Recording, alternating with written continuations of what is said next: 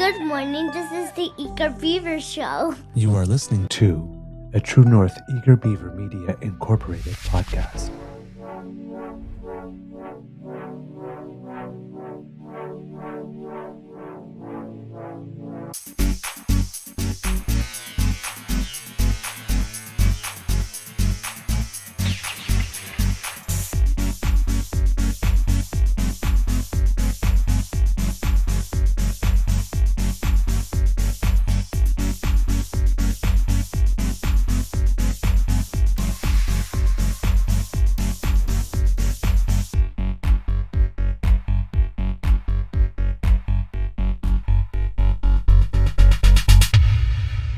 The True North Eager Beaver podcasts are proudly brought to you by our founding sponsors, the Miss V Mysteries from Corvid Moon Publishing, your source for science fiction, fantasy, and cozy mysteries featuring a broad diversity of characters.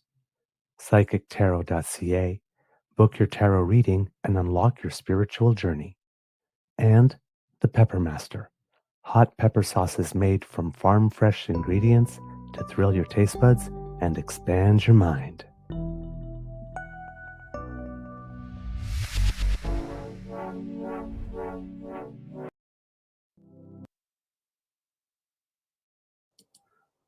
Well, good morning and hello, kids, and welcome to season 4 and episode number 620 of the Daily Beaver Morning Show. 100% Canadian. I'm just going to remove a little bit of that glare there. There we go. Today, recording day is Tuesday, April 8th, 2025. And, we have a dusting of snow on the ground. It's almost like everything is just like off a couple of months. It's like Yeah. Christmas was arriving. It's like, we're calling Mother Nature and it's like, hey, I know you're busy up there, but like, could you turn the snow on? Because it's like No. Christmas. And now it's like, hey, it's April. Could you like turn the snow off? Oh, the weather outside is weather. I'd show you, but for some reason, my camera for that particular shot is just stopped functioning, which means I'm going to have to crawl under my desk and figure out why. I believe a cable must have been unplugged somewhere because it does run in behind Lola's little lair. So there's a good chance she may have chewed through the cable by accident, or disconnected it because it's on an extension cable, right? Because it's far away. Anyway, I can't show you the snow, but there's probably 5 centimeters of snow on the ground, and it's still snowing. So. Oh, really? Okay, us it's just like icing sugar dusting. Yeah, it's not like that here. Yeah, I can still see ground between it, but it's like hello. Yesterday we were just about to plant some freesia bulbs, and it says plant after the last frost, and we're like looking, nope, not today. Well, okay, let's see. Big thank you goes to our podcast founding sponsors, the Pepper Master, the Miss V Mysteries from Corvid Moon Publishing, and PsychicTarot.ca. Mr. Grizzly, how is your mental health today, sir? At the moment, it's okay. I don't know how long that's going to last for, though, because I must have woke up about 6 times last night. I felt like a nap, not actual sleep, So, the jury's out, to be honest with you. But we'll see. Just give me a sec. I'm gonna step away for just a second. I'll be right back. I apologize. Absolutely. Take care of something quickly. I'll just do the tidbits. Sure. All right. So, kids and gubs, by the way, I am doing well. Thank you very much. Very well. Forgot to mention it on the show yesterday, but it was the big battle of the sexes curling match, the one I had always wanted to see. Apparently, it's been done sometime before, but I guess I missed it when it happened. But it was Team Homan versus Team Moet. Both of them reigning world champions, recently crowned reigning world champions. I think both of them two-time. No, I'm not sure about that one, but definitely reigning world champions. it was a skins game for charity, so it wasn't a regular type match. And then they had a couple of play things in it to make the match fun. I personally would have loved to have seen an actual just regular match. But and I think Team Homan might have been at a slight disadvantage, if only for the fact that their world championship was 2 weeks ago, whereas Team Moet just secured theirs on Sunday. So they're like fresh off and are flying high. But it was a very, very, very entertaining match. And Team Moet raised funds for the Charlie Boys Foundation, and Team Homan raised funds for the Sandra Schmerler Foundation. And I believe, unfortunately for the Canadians, the boys won it in terms of the match. But money was raised for both charities, and a good time was had by all. And today, the final Grand Slam event starts. So, yeah. And our friend Devin, because it wasn't shown on TV, it was just on YouTube. But our friend Devin, along with Jennifer Jones and Brett Lang, who are, married in real life, but also I think both of them Olympic gold medal winners in their own right, and several-time national champions, were commenting along with him. So Devin had a curling commentating job. So he must have been very, very, very happy. All right. A couple of tidbits, kits and cubs. There was a sort of rebound yesterday in the markets for those who are following that. It seems that during the day, I'm not exactly quite sure what happened, but there was some representative from the government or that came to a mic and kind of suggested that things might alleviate in some way. And the market open that was like down almost like 1,500 on the Dow, then like just popped into positive territory, and then it was like a no, and then it dipped down again. But it ended the day not as bad. A lot of people were expecting a sort of black swan thing, and it ended up down just 349, like about 1%, a little under 1%. So that gave a little bit of a boost to the Asia Pacific markets, which had been hit very hard. And I think yesterday we reported that the Hang Seng had dropped something like 13% just that one day. So the Nikkei in Japan is up 6%. The Hang Seng's only recovered 1.5. But there's other reasons going on there for that. Mainly that IQ 47 down there basically threatened China with 50% extra tariffs if they don't remove their 34% retaliatory tariffs. And here, kits and cubs. It's like the wall with Mexico. It just got 10 feet higher. Yeah. And it's just like if you remember that little interview snippet we showed you with Flavio Volpe when he was talking to Heather Hiscox, and he was saying like the margin on the cars was 6 to 7%, so a 25% tariff like this. And if you say there's something else, you might as well make it 1,000. Yeah. Right. There's a number, and it's not very high. After which there's just no point in adding more because you've already reduced activity to zero. Right. It's like an extra 25% tariff when there's nothing going on doesn't stop anything more. Right. So there's a limited return on investment. Let's put it that way. Well, return on investment, not even just don't know there's an economic term and it's not hitting me there. But when you have to spend a lot to gain a little, right? And that becomes, at one point, there's no point. So again, 34% tariffs, there were already 24 marginal rate of 54. Now he wants to say, I'll throw another 50. I mean, China's laughing at this point because it's just silly. So, but the Hang Seng and the Shenzhen, both in China based, are the some of the markets in Asia that have risen the least today, and that may have something to do with that. The rebound has also been seen in Europe, with the FTSE in the UK up 2.5%. That's the FTSE 250, the FTSE 100 up 2%, the DAX in Germany up 6.5. So everything between sort of like 1.5 and and 2 for the most part here. So, and if we're looking at the pre-market here in North America, they're implying the Dow will open about 2% up today. So about 746 up to start the day, NASDAQ up to 240, and the S&P up 81. So they're predicting a positive day so far. And then someone can open his mouth. But so far, they're predicting a positive day. So we'll go with that. In the polling, very briefly for you kids and cubs, Canadian polling shows a little bit of a narrowing. With they received 2 new polls on the 6th. I haven't received anything yet this morning for the 7th. So Abacus shows them tied. Ipsos shows a lead of 12. Main Street 2, Liaison a lead of 5, and Nanos a lead of 6. So here we have still the Liberals at 202, Conservatives at 121. Not much change there.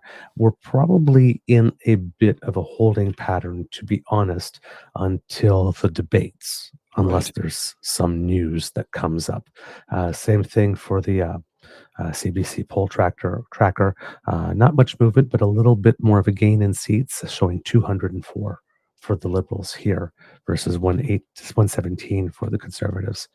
And then on the that Canada 338, again, also a little bit of a narrowing, because yesterday we were showing a 7-point gap, and now it's to 6, with Manitoba flipping back blue again, 6 seats to 5. There's 1 seat that keeps going back and forth there somewhere. I wanted to ask a quick question. Do you have a bit of a cold? No, I might be a little dry, though. Oh, yeah, okay, because you sound like... Because I'm a little scratchy. Yeah. I was a little worried there for a sec. Something I wanted to point out here, because I've been talking about this for a little while now, how old school conservatives have, as we have said, they didn't leave the party left them. I'm reading something here from a local doctor, and I guess he's in Perth. It says Dr. Alan Drummond endorses Michelle Foxton, Liberal candidate, in his riding. And his response is, yes, I did. Let me just bring this over here so it's easier to read. It says, yes, I did. A long-term conservative. For the first time in 45 years, I will be voting for a Liberal MP candidate. First of all, she deserves the opportunity to represent this riding in Ottawa. She has worked hard at community engagement. The Conservative just mails it in.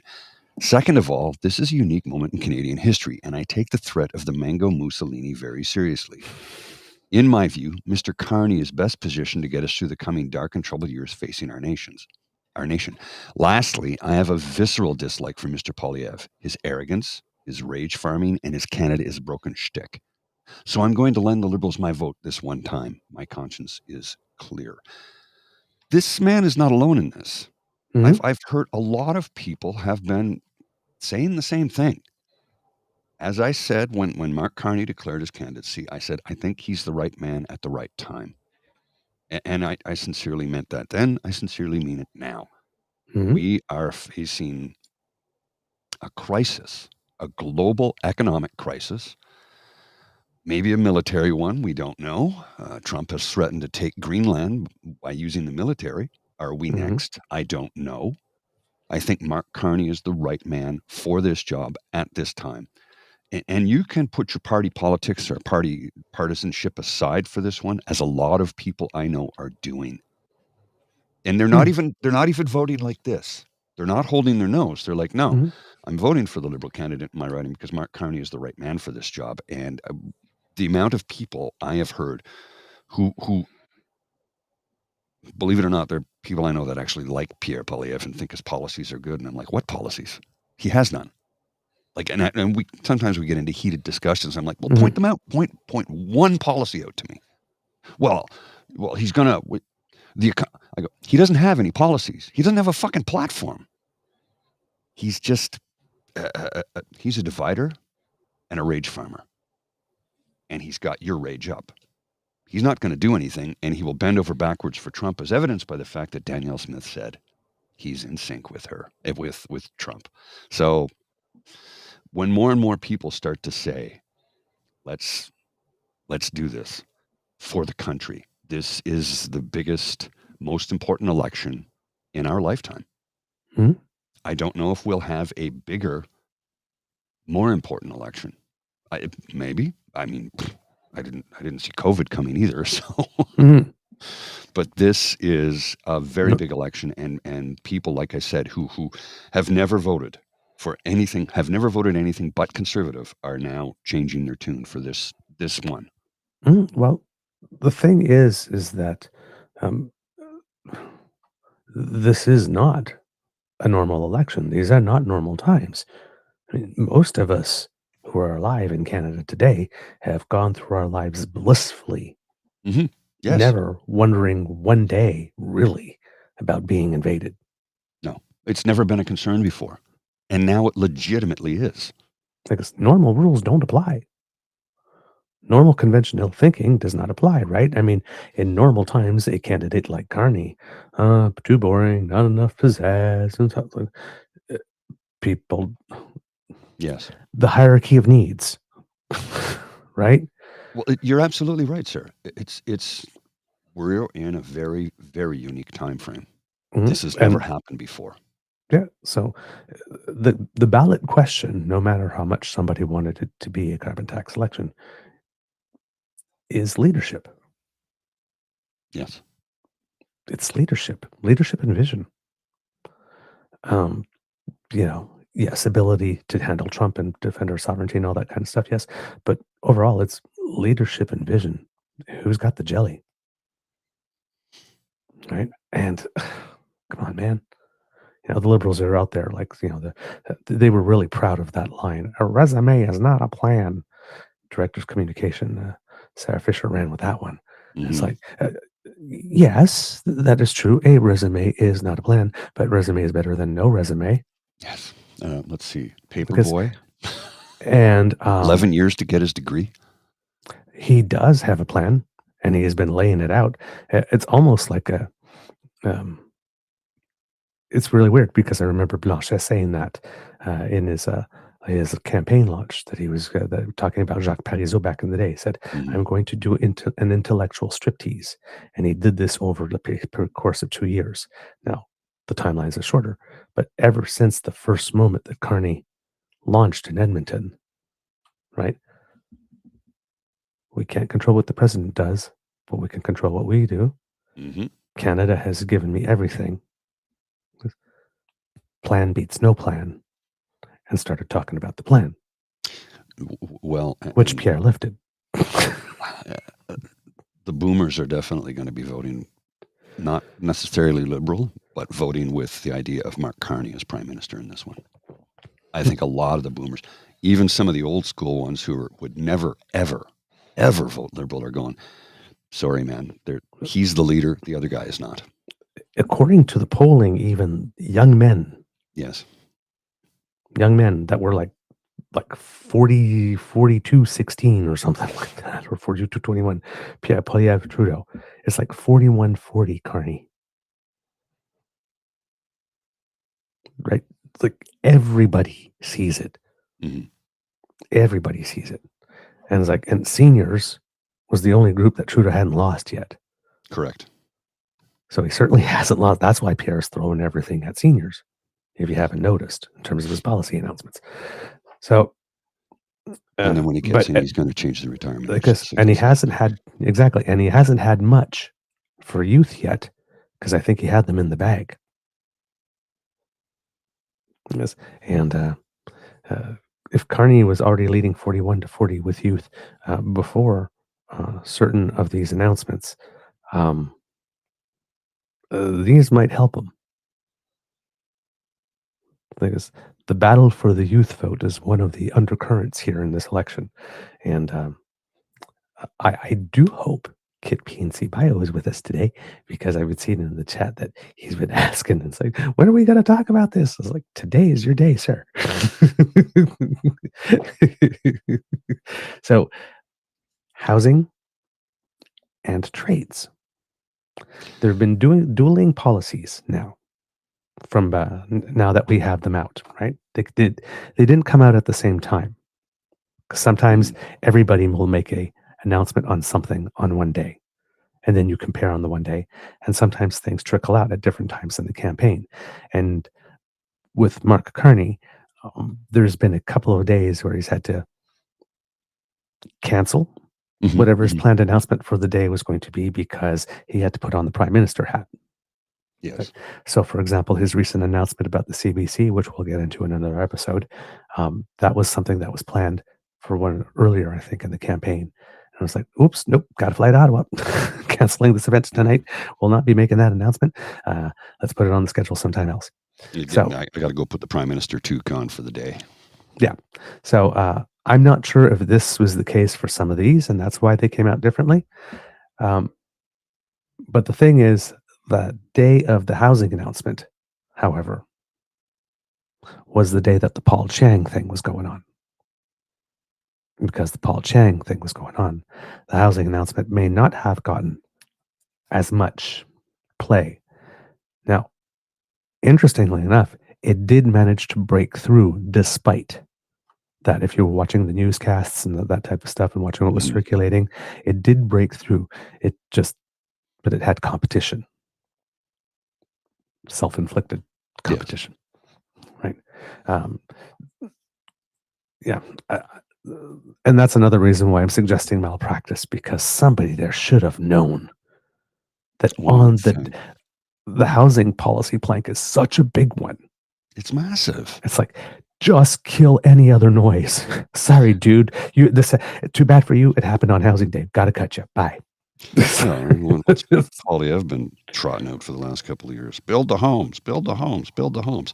Don't build them that way. Let the private sector do it. Oh, the private for-profit sector is going to build homes for people who don't have any money. Yes, and let's remind you one more time that Pierre Poilièvre's plan involves selling government land, not leasing, selling government land, which sets the stage for Greenbelt going national. Yeah, he wants to sell off. And he has a lot of developers funding him. If you listen to the article in The Beach. Yeah, they're going like, we want this piece right here. Okay, what we'll do is we'll sell this off to you, and then you can do whatever you want with it. We'll get the homes built. You're not building anything, Pierre. The private sector is.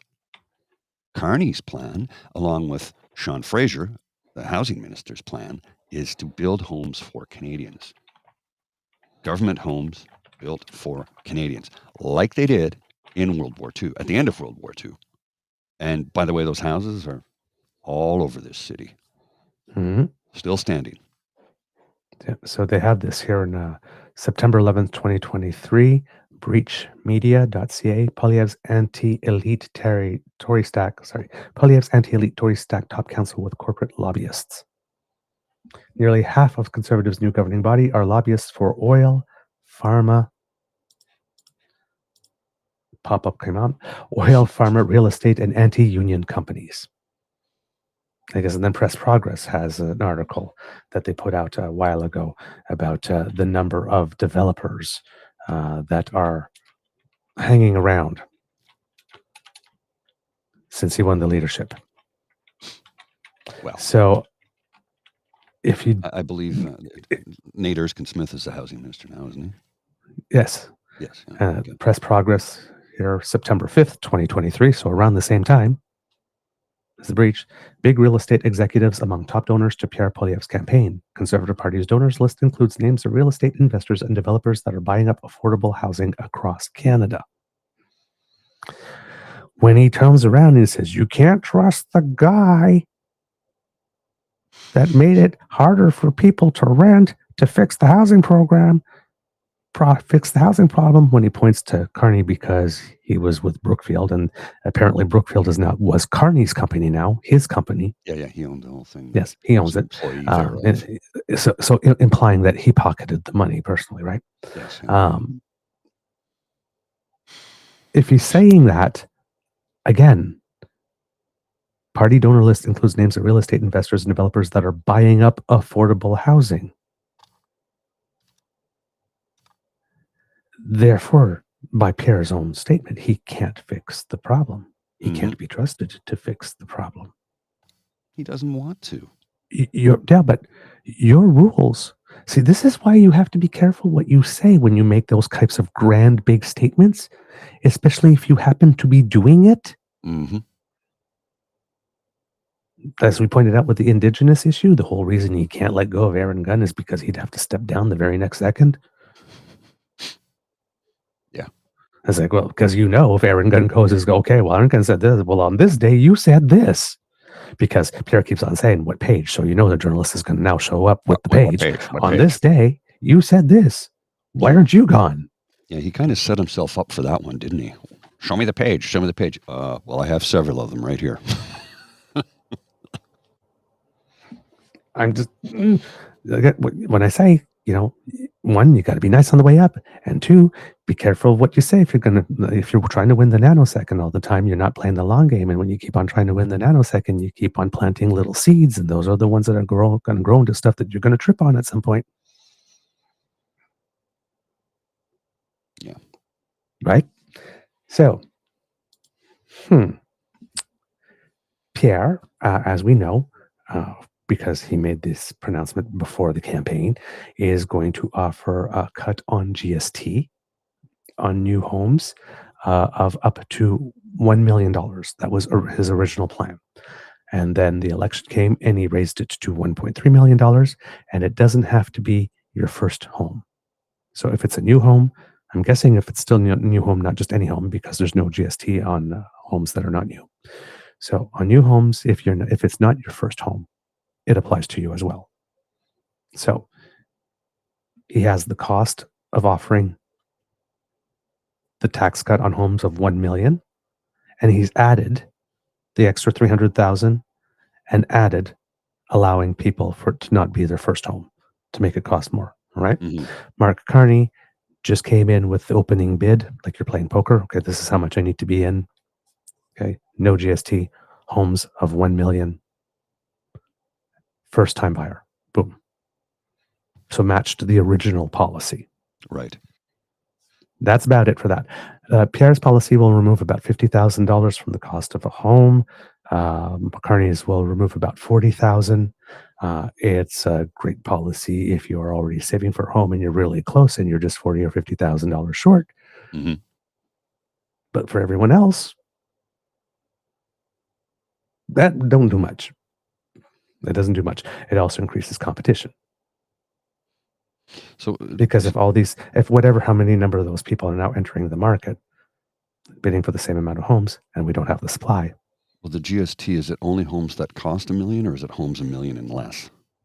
$1 million and less. Okay, I wasn't sure about that, and that's yes. $1 million less.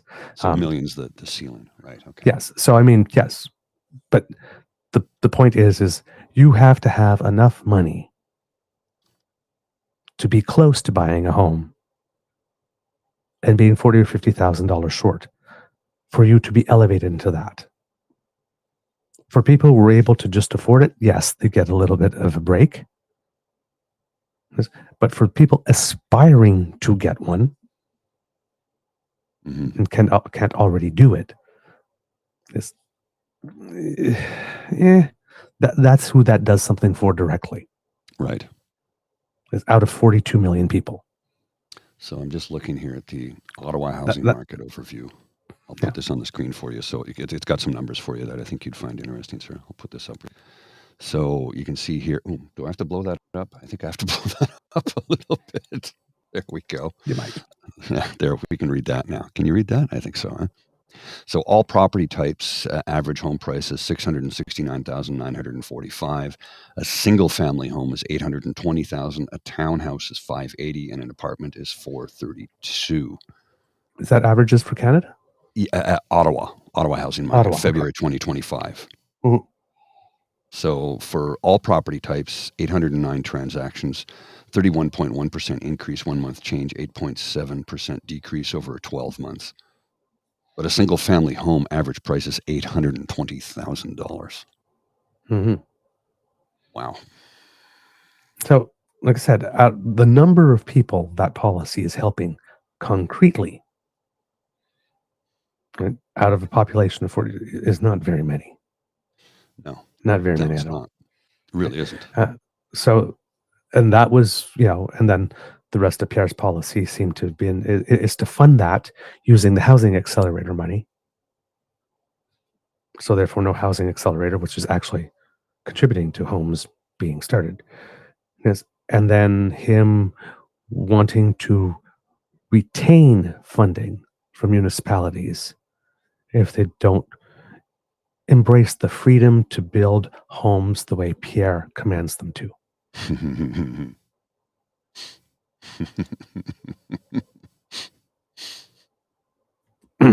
So that's the housing policy from what we can see. On trades, Pierre had a new announcement just very recently, about 9 days ago on the campaign. And it was interesting. It was definitely interesting. And it's something that people can find useful. Mm-hmm. Absolutely. For people in the trades who travel to practice their trade. So, for example, if you're in Newfoundland and you're traveling to Alberta, full cost of your travel, full cost of your transportation, full cost of your food, you can write that off. There's no cap anymore, that type of thing. That'll be very helpful. And that happens a lot if you're a journeyman. If you're a journeyman in a union, I'll give you for instance, I met at least a dozen guys from other parts of the country when I was working on Parliament Hill. Electricians who had been there working 7 days a week by their choice, right? They can take weekends off if they wish, but they decide, well, I'm out of town. My wife and kids are back home. I'm just going to earn as much money as I can because I have to pay rent here. He's renting a room, not an apartment, trying to keep his costs as low as possible. And he spoke to a bunch of guys. A bunch of guys had rented a house together. They each had a room in it so they could keep their costs down. It's pretty common. So yeah, to be able to write that expense to travel across the country for work, when you're not relocating, you're just going there for work. And there's a few different vehicles I've seen around here with BC license plates, and I'm like, aren't they supposed to change? Well, no, technically they're not living here. They didn't move here. They're just working here. So there's no need to change their plate. Now they might get pulled over if the police have noticed you've had that plate. We've seen you parked there. That does happen, but it's like, no, I'm just here working. I'm not living here. I'm working here. And there actually is a difference in it because you're going to go back home to your dwelling, wherever that be, whatever part of the country. In this case, somebody from BC. It's just here on contract. They're renting a room. And once that contract is up, in all likelihood, they go back home. So it happens a lot. And again, like I said, journeyman, it's because you're moving. And they don't say journey person, it's journeyman. And I've met women electricians, female electricians who said, no, I'm a journeyman electrician. I'm like, okay. It's kind of like women who are fishers. They say they're fishermen.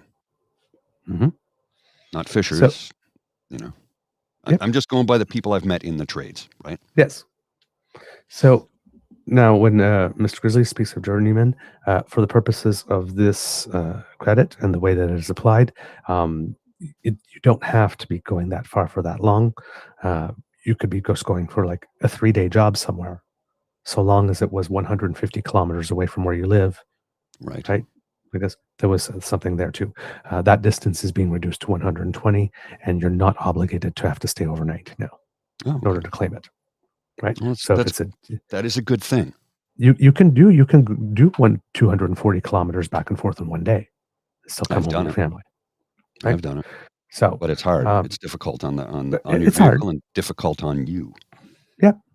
But again, these are concrete, real things that can help in a meaningful way people in this field. Right? There's nothing to poo-poo about this announcement. It's actually a good one. Yeah, I know. We're as shocked as you are. Yeah. So here's the thing. Before we get into the actual announcement. Oh, you're in the middle, right? Okay. Then we'll go to the announcement, and then we'll. No. We'll do it at the end. We'll do it at the end then, because that one, it's just a little aside thing. Yeah, that's what I thought. So yeah, let's get into. Okay. So this is the announcement itself. We as conservatives want to unleash the strength of our mighty workers unleash our economy, and put our country first for a change by delivering tax fairness for everyone. Let me describe the problem we have right now. We have a lot of traveling trades workers. They might live in Timmins and go and work in Fort Mac. They might be from Winnipeg but go to the East Coast offshore. They might live in Quebec and head out to Kitimat, Northwest British Columbia, to help with the LNG Canada project that the previous Conservative government approved. But they can only write off a total of $4,000 a year in costs for their travel. Some of them spend tens of thousands of dollars traveling across the country, but they can't claim it. We have a very simple principle in our income tax system. You get to write off the costs you incur to earn the income that's being taxed. Very simple. But they can't do that. On the other extreme, CEOs, globalist bankers, and other jet setters not only have the ability to write off the full cost of transport. Globalist bankers. Mm-hmm. Okay. He just couldn't right keep there. it. I That's know. a double right there. The globalist is, I don't know what the balloons were all about, but the globalist, that's an anti-Semitic dog whistle, number Mhm. one. And then the banker, Mark Carney, number two. He can't help himself. Well, also associating people with money. Yeah. But what he's about to say is valid. Okay. But you will notice here that everything, right? He was right to the announcement. Everything was good. And then he just had to throw in some shade. He can't Because he help just himself. can't help himself. And other jet setters not only have the ability to write off the full cost of transportation required, they can write off luxurious private jets that they don't need to earn income. Yes, of course, business people have to travel to market their products, to establish relationships, to check on their supply chains, of course. But you can do that by commercial. A luxurious jet is a personal indulgence that should not be subsidized by the tax system, especially when our workers are being shortchanged. And so today, I'm announcing, in the spirit of putting Canada first and backing boots, not suits, our Conservative government will pass the Tax Fairness for Traveling Trades Workers Act, which will allow trades workers to write off the full cost of their food, transportation, and accommodation to go anywhere in Canada doing their jobs. There will no longer be a $4,000 cap. They will not have to stay overnight in order to be eligible for the write-off. And they will only have to travel 120 kilometers for the write-off to be eligible rather than the current 150 kilometers. This will allow a pipe fitter who's going to a job in another province to claim all the costs that are needed for him to go and do that job. And more importantly, that will bring down their taxable income and bring down their tax bill so that they bring home more of each dollar they earn. At the same time, we will get rid of the tax subsidy for luxurious corporate jets. As Prime Minister, I will amend the Income Tax Act so that corporations cannot write off luxury jets. Rather, each flight will only be eligible for a write-off of the equivalent of a commercial airfare. This, of course, will not apply to charter flights that are designed to get workers into remote areas. You see some of these planes back here. I would not be surprised if they are used. There are some mines and other locations where we need to get our trades workers. They get on these planes, and that will continue to be an eligible expense to write off so that our people can get where they need to get to build what we need built.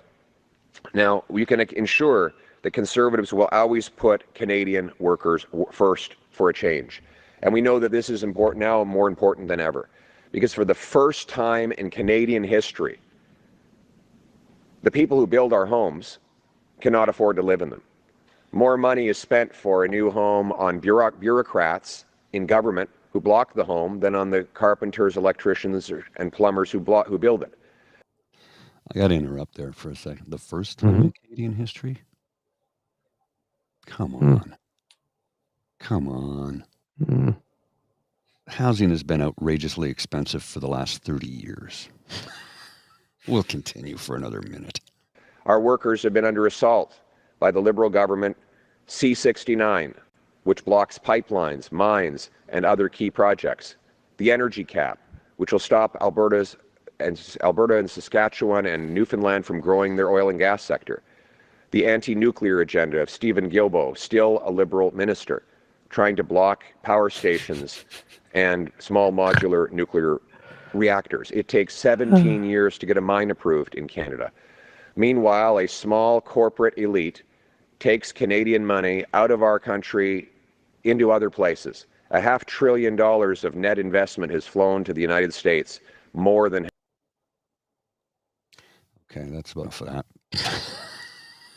Yeah. And then he just goes on afterwards to, like, you know, his campaign shtick. There was some actual good in that announcement. Yes. The actual announcement is good.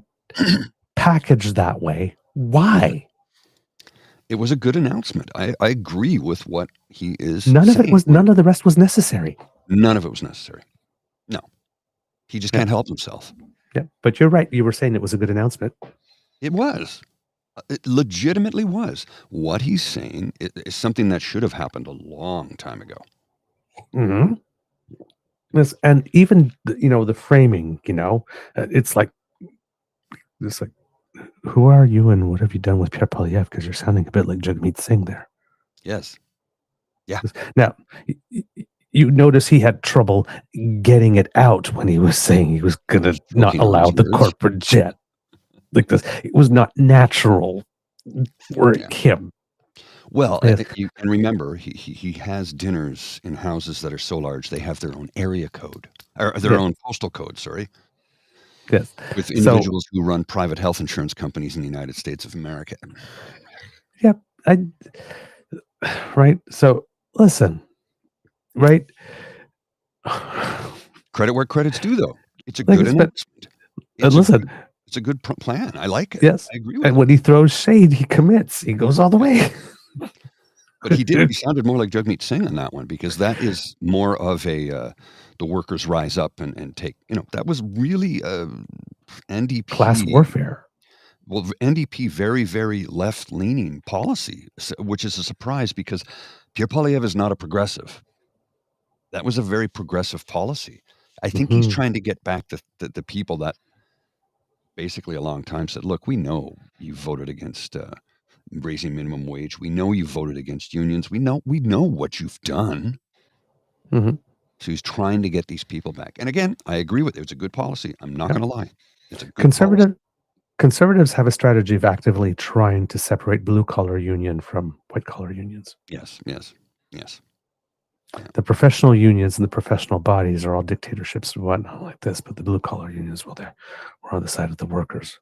The folks who take a shower at the end of the day. Would you like the right to work? Yeah, that's a good one. Yeah, right to work people, you know what they do? They kill your union. Indeed. You shouldn't have to pay union fees in order to be able to work. Those union dues are what are making the difference between you being able to afford your mortgage payment and heat. That is not true. Those union dues you pay will make sure that they get you paid better wages. I know this because a fellow I worked with for about a dozen years took a union position, and his wage increased by 60% the minute he took a union position. He said a 60% wage increase. He says, for the first time in my life, when I go grocery shopping, I just put the stuff in the cart I need. I'm not doing the math in my head as I approach the checkout to make sure I have enough money to pay for it. I don't even think about it anymore. That, my friends, is what we call comfort. Mm-hmm. That is comfort. Being able to do that is comfortable. Indeed. All right. There's 3 moments from that press conference that have absolutely nothing to do with the announcement. So the first one is in the Q&A. And the reason I'm putting it up here is because it's more of a local question, since we have viewers from Manitoba. Maybe they did not hear this question and answer. So this is as a community service. As leader in Mark Carney. The last 10 years were about the Liberals. The next 10 years need to be about you. And that's why You. we need to put Canada first for a Mr. Grizzly? change. We need someone who can be trusted to stand by his word. That was the cue. 2256? That was the cue. Yes. Yeah. Oh, sorry that I misnoted that. My apologies. That's my bad. I must have fat fingered that one. So sorry. Mr. Grizzly, if you would happily chat a little bit, I will actually find the correct cue. Okay. I can do that. I desperately need another cup of coffee though, because this I'm down to the last centimeter in the cup, and it's gotten to be cold. So I'm going to have to go and top up my mug and get a nice steaming hot cup of coffee. Because without it, I'm really not my best. Especially when I woke up about 6 times last night. It's not so much that I slept last night, and more that I had a very light nap. I'm going to have to check my sleep monitor because I'm pretty sure it's going to tell me, yeah, dude, you didn't sleep at all. you should go and take a nap now. I'm like, well, I can't now.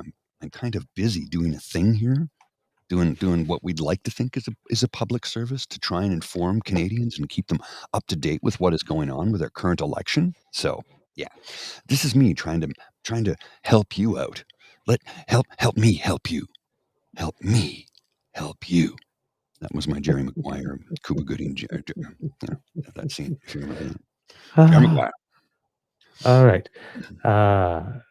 Yes, it was a typo. It was supposed to be 2556, not 2256. Okay. My bad. Mea culpa. Okay, here we go. Well, I'll bring up that cue then, and we'll play this.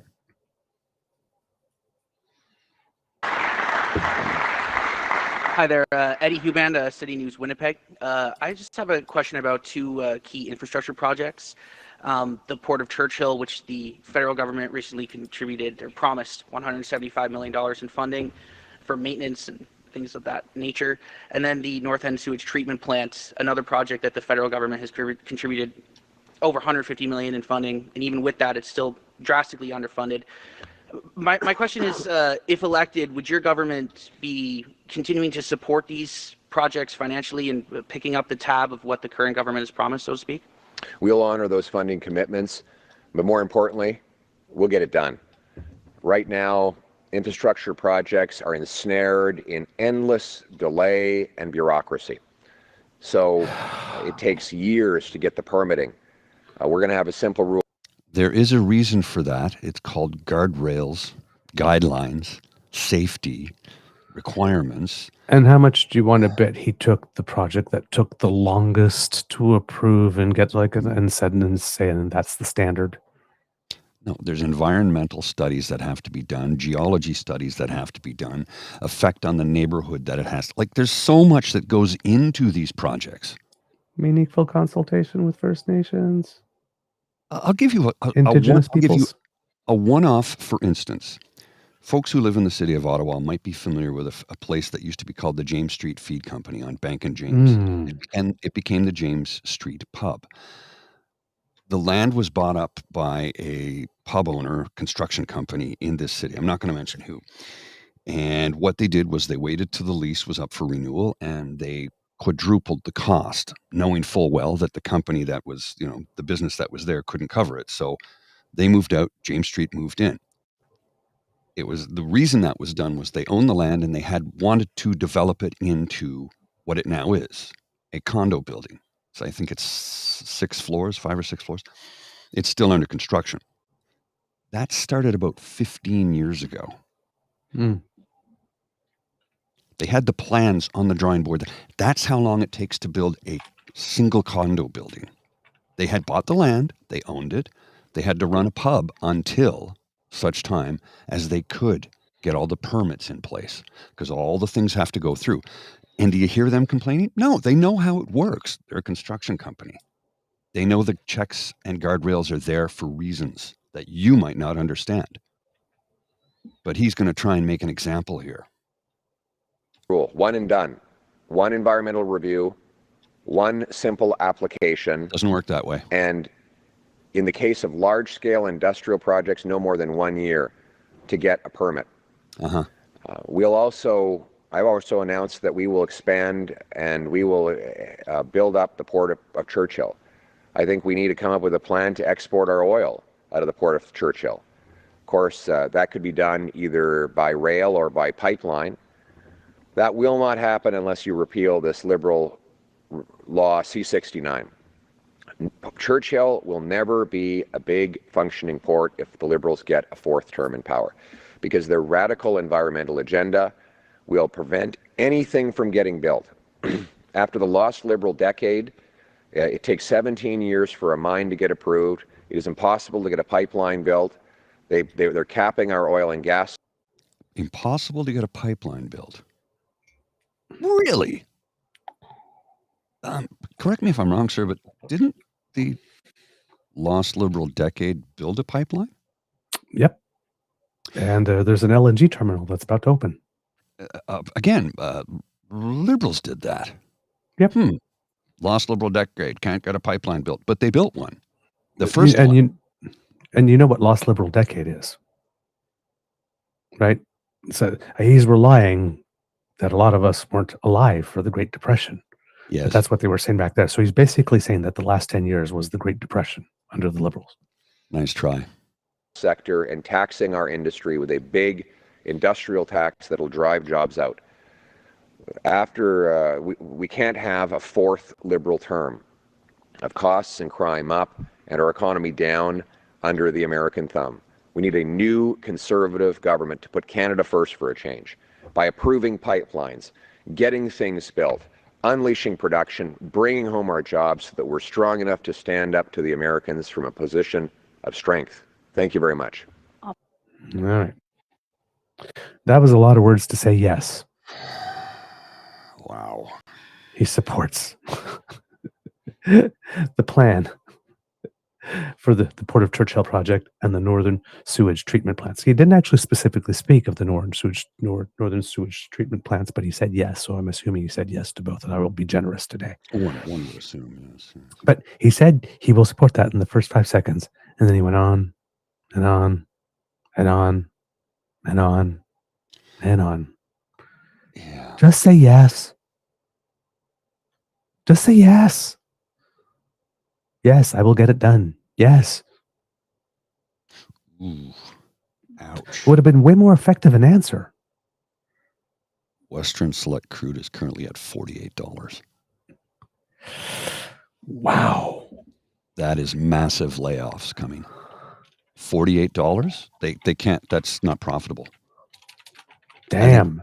I think 70 is the profit. You know, anything below 70, correct me if I'm wrong. $48? That is not good.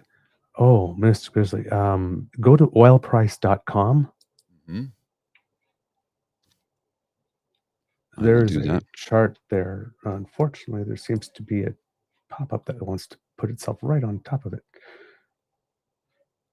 That's the WTI crude bar. No, I don't think it's going to allow you to show it. There's a pop-up that insists on being right on top of it so that nobody can see it, which is really dumb. You mean this one? All prices, OPEC blends, Canadian blends, Okay. U.S. blends.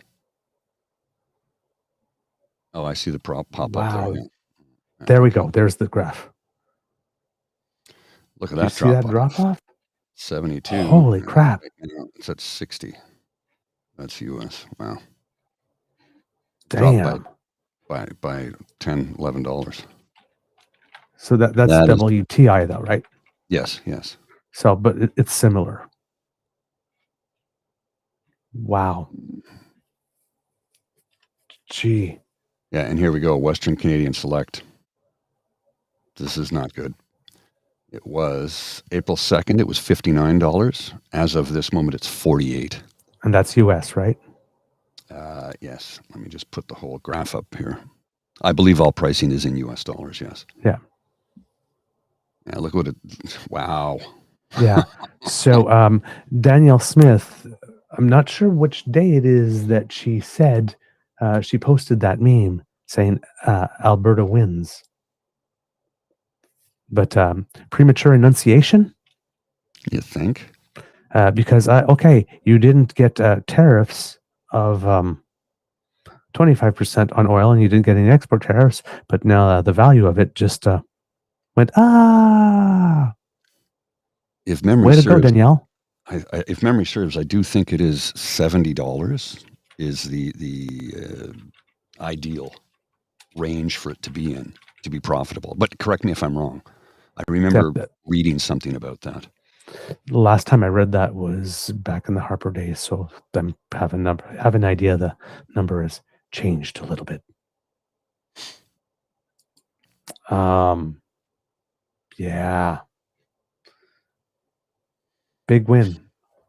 U.S. tariff announcement. Big win for Alberta and Canada. Danielle Smith, Premier of Alberta. I'm watching. Yeah. I'm looking at the picture right now. Well, and people will say, hey, that's going to drop the price of gas. No, it isn't. Price of gas isn't going down. It's not going anywhere. They can't afford to do it now. It'll cut into their margin. Incredible. That is a precipitous drop, though. Yep. Oil is only in U.S. dollars. Okay, that's what I thought. Thanks, Lightning. She's in trouble. Well, that explains Danielle Smith's little temper tantrum yesterday. Mm-hmm. Because if we have time, we'll go into that later. But Mark Carney was rolling pretty hard at a campaign stop and said something about Doug Ford and Danielle Smith. And Danielle Smith decided to choose to be offended. Getting a little snit. Of course, she needs a distraction from the price of oil falling off a cliff. Because that might highlight to people that she's actually incompetent. Wake up, Alberta. All right. So according to this, Pierre. Sorry, I don't have the price what it needs to be, but it says their profit margin needs to be between 7 and 10%. It doesn't say. I'm trying to find what the minimum barrel pricing needs to be. Minimum price per barrel to determine what is possible and what isn't. But I thought it was around $70. I could be wrong about that. $72 a barrel. There you go. Now this is AI, margin. However, but I think it's taken from CBC article here where they pick it. For Alberta to break even and potentially profit from oil production, the price of oil needs to be above $72 per barrel. I'm going to guess that this is $72 Canadian, given that it comes from CBC. No, 72 would have to be U.S. It's all U.S. pricing. U.S. pricing? Okay. Well, okay, so here's the thing. It says Alberta budget counts on $68 U.S. All figures in U.S. dollars here. I have it in the article. I went through the article. So, yes. Okay. From January, this is like January 2024, however, oil prices have fallen by almost 40% since reaching a high of more than $120 US per barrel in 2022. Oil was trading at more than $90 in September, but this week price have fluctuated into the low 70s. So this is a long decline for Alberta. When did Danielle Smith become premier? Was it 2 years ago? Yeah, I think so, right? So this had started before, 2 years before she became premier. She became the leadership. Smith won the 2022 United Conservative Party leadership election to replace Alberta Premier Jason Kenney. And her cabinet was sworn in on the 22 of October of that year, 2022. So yeah, around the time this started, when she basically came in around the time where it was about $120 a barrel of US, so about there, and it has now dropped to whatever it is under her competent and wonderful leadership. Well, Western Canadian at the same time, $48 a barrel. Yes, at the same time that they have divested from renewables. Yes, yeah. Way to go, Danielle. Move. Way to go, Danielle. Now, I'm not saying that she's responsible for the drop of price of oil. She's not. Not in any way, shape, or form. Not any more than Trudeau was responsible for it going up. But she didn't really manage the province's finances well as the price of oil was dropping now. Right. Well, Mr. Jim here points out that Fellows, which is not a think tank, but like a group that consultancy business, I believe. Fellows estimated that nearly all oil sands producers will continue to produce and potentially marginally expand as long as the prevailing price of Western Canadian Select remains above $40 Canadian a barrel. Canadian? Really? Well, according to this in 2024, University of Calgary economics professor Trevor Toom said, quote, if we go into this coming fiscal year starting April 1st with $72 a barrel, that might put the government into a situation where they either have to revise their spending plans or face a modest deficit. So it may not be the amount required for oil itself to be profitable, but the amount that the barrel has to be at for the government of Alberta to present a balanced budget. Right, because they rely upon that money. Right. Yes. So the companies that are there could still keep making it, but Alberta's budget will just lose that. See, at that time, there he said every $1 change in North American oil prices brings a $630 million impact. What's the price of it now? 48. 48. 52. That's $24 now. 24 times 630 million. Yeah. Well, it's $48.35 a barrel as of 7:05 a.m. today. Wow. That's a lot of money. On Friday, it closed at $49.64, and it is, as of yesterday, yesterday's pricing is $48.35. 24 times 630 million is 15,120 million. Of loss? Uh-huh. The impact. Oh, boy. Yeah, that's going to really... impact Alberta's bottom line. So this is going to crush... Yeah, that's a lot of money. That's a lot of money. Wow. Danielle Smith is in trouble. If that drop holds, Danielle Smith is in trouble. Mm-hmm. Yeah. Oh, boy. It's amazing how fast life can come at you, eh? Life comes at you pretty fast. Holy crap, I'm a cracker. Do you want to jump back to Pierre's final Q&A? And I can Yes. grab a cup of coffee? Yes. Back to this oil thing later. I just thought it was one of those breaking news things. Thanks for pointing that out to us. It was it PNC Bio who pointed that out? Thanks again, because that is huge news. The financial impact is incredible. We'll watch this clip. I'm going to grab a cup of coffee. Steve Lambert from the Canadian Press. Mr. Poilièvre, good morning. I've got a question regarding the landfill search for the victims of a serial killer recently in the Winnipeg area. You said roughly a year ago that you would look to criminal justice reforms to protect First Nations, Indigenous people, offer them more protection. Right. What exactly would that mean? And secondly, what would a Conservative government do to help families in similar situations get the search, because the families involved fought for more than 2 years to get a search underway? Well, first of all, my heart goes out to these families. I can't even imagine the torment that these years have brought them. And I know that the search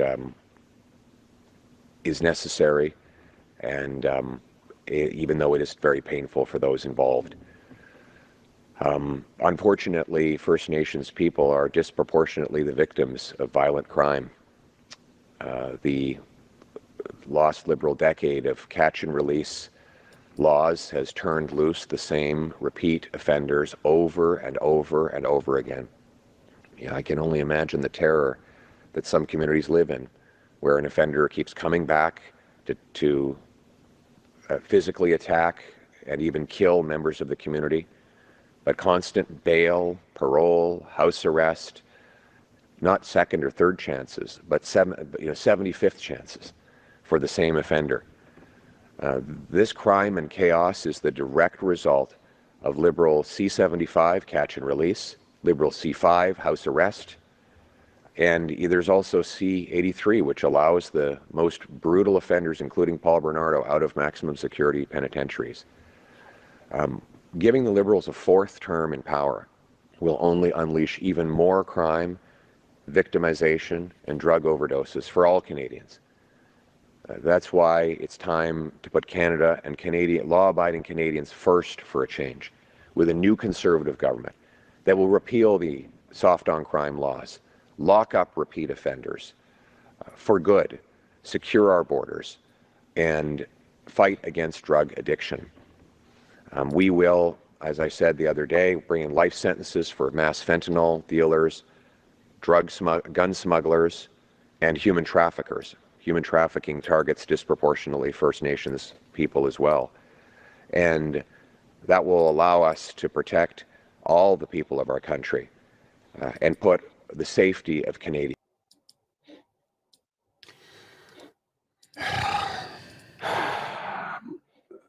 Exasperated sigh.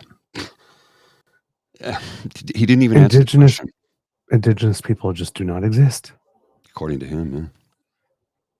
They just do not. And the only reason I presented this one today is just because yesterday we had the episode on, his Indigenous issue. And it's sort of like, oh, what's timing? Now, this was 9 days ago. This was before the issue of Aaron Gunn came up in the mainstream press. It was all over the web, of course, because everybody knew who he was. But actually came up. So, he's basically taking all his proposed policies and trying to make it fit and say it'll help them too, essentially. The comment about people being released and going back to 75 times. Terrorized. Well, 75 times, that's the first thing. But there's two realities, right? When you're Indigenous, there's an urban reality, living off reserve, and then there's living on reserve. For the portion of people who live on reserve, where the crime is happening on reserve, the way he phrased that kind of gave the impression that we're not keeping these Indigenous people in jail long enough. Yeah, from Linda. I know that Indigenous people and other minority populations will feel so much safer. He had a little bit of that tinge there, because while in urban areas, lots of crimes are committed against Indigenous people by non-Indigenous people on reserve, that's not necessarily the case. So, yeah. And not too many, not too much talking about any concept of restorative justice or I guess restorative justice or even what is the Canadian prisons were Kingston Penitentiary was the first reformatory prison in North America, where it was not just punishment for the crime. It was, yes, you're going to do your time and fulfill your debt to society, but we're going to reform you.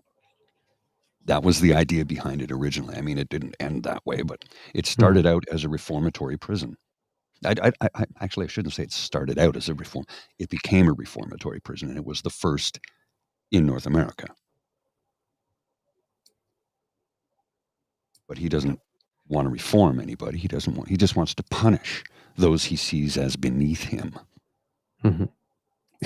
Now, here's the question, though. He never wants to get to the root of it. Like, why did this person start doing the crimes? What is the number one cause of crimes? Poverty. Simple. You're driven to a desperate situation because you feel the need to, eat, maybe have a warm place to sleep at night. Poverty is the reason people do criminal activities, because they want to get out of the poverty. It's that simple. The root of all evil is money. No question. But when you have no money, you might do evil to get some because you're desperate. The human instinct is to survive. Yeah. I mean, at some point, if you deprive people of money, they have to commit some type of crime to get it. You're penalizing someone for being human.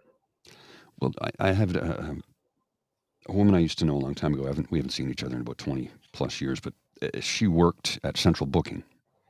So she wasn't a police officer per se. She was a special constable, they call them.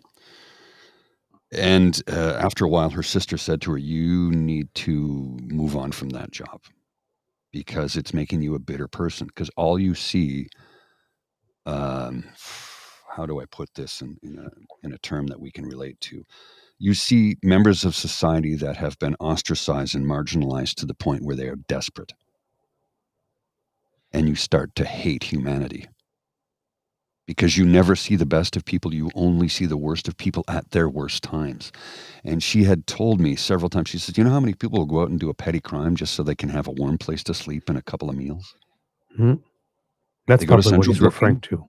We go to central booking, they have a bed, we'll give them a blanket, and we have to feed them. And that's probably what he's referring to when he says 75 times. Yeah. Yeah. Not violent crimes, but not petty crimes. Petty crimes. It's because they just want a place to sleep and tired of sleeping outdoors, tired of begging for change to get a meal. And why are they begging for change? Have you seen what ODSP pays? As we keep on saying, it costs less in the long run to do the right thing the first time. Have you seen what Ontario Works, the welfare system, pays? $735. It's been that way for about 12 or 15 years. I think it's been. Yes. It's not increased. Yes. And now compare it to what we pay in policing, mm-hmm. jail, court, extra hospital. Just give them enough to survive. And then maybe a little more for some dignity. Why not? Let's get wild and crazy. Dignity for everyone. What a concept. All right. So, that's Pierre. Then Mark Carney, a while ago, had an announcement on housing, like we mentioned, got a little bit overshadowed by the Paul Chang thing. But it was a damn good announcement overall. Mr. Grizzly, if you would like to start, let's do 510. I guess he sets the table. How they set the table for these types of things matters. We're here today because Vaughan, as Francesco reminds me, Vaughan is at the epicenter of the building trades in Ontario.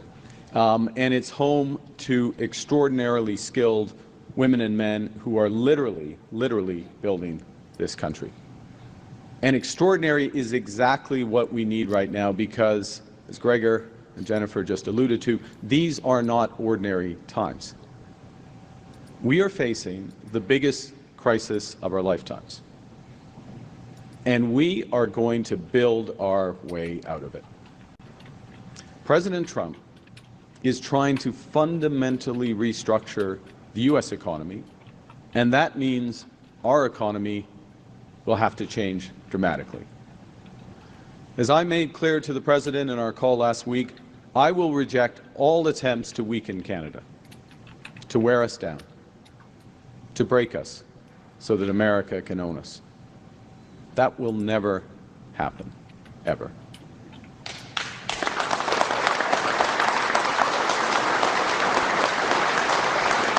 Matt.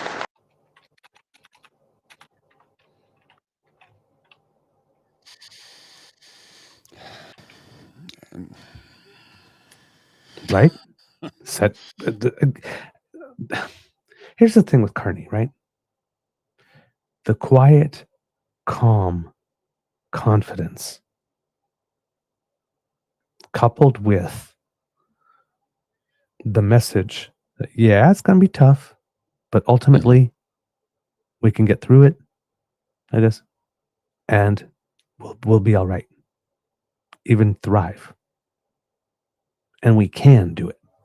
Yes. It's so much better than, oh, we're weak. We had a last decade. We have to get even closer to the United States and then take all the money from expanded trade and use that to spend on the defense of our country. I was like, God, it just doesn't make sense. As opposed to, and I saw a clip the other day of him going, I was like, I've seen this movie. I know how it ends. It's like, right?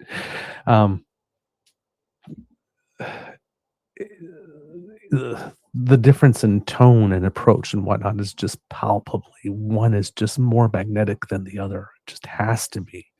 Oh, yes. Right.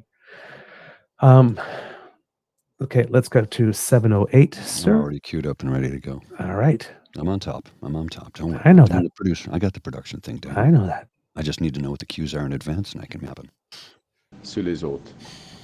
Above all, what we need to do is fundamentally reimagine our economy. We need to build a new Canadian economy, a more resilient economy that can succeed in what will be a drastically different world. We need to build that economy so that it works for everyone. Now, as a start, to see how to build, we should draw inspiration from what's worked in the past. Let's go back to a time when we built things in this country. And if you visit almost any community in Ontario, you will see countless streets of houses that are about 80 years old. And that's because during and just after the Second World War, Canada was facing a massive housing crisis, similar to the one we're now in.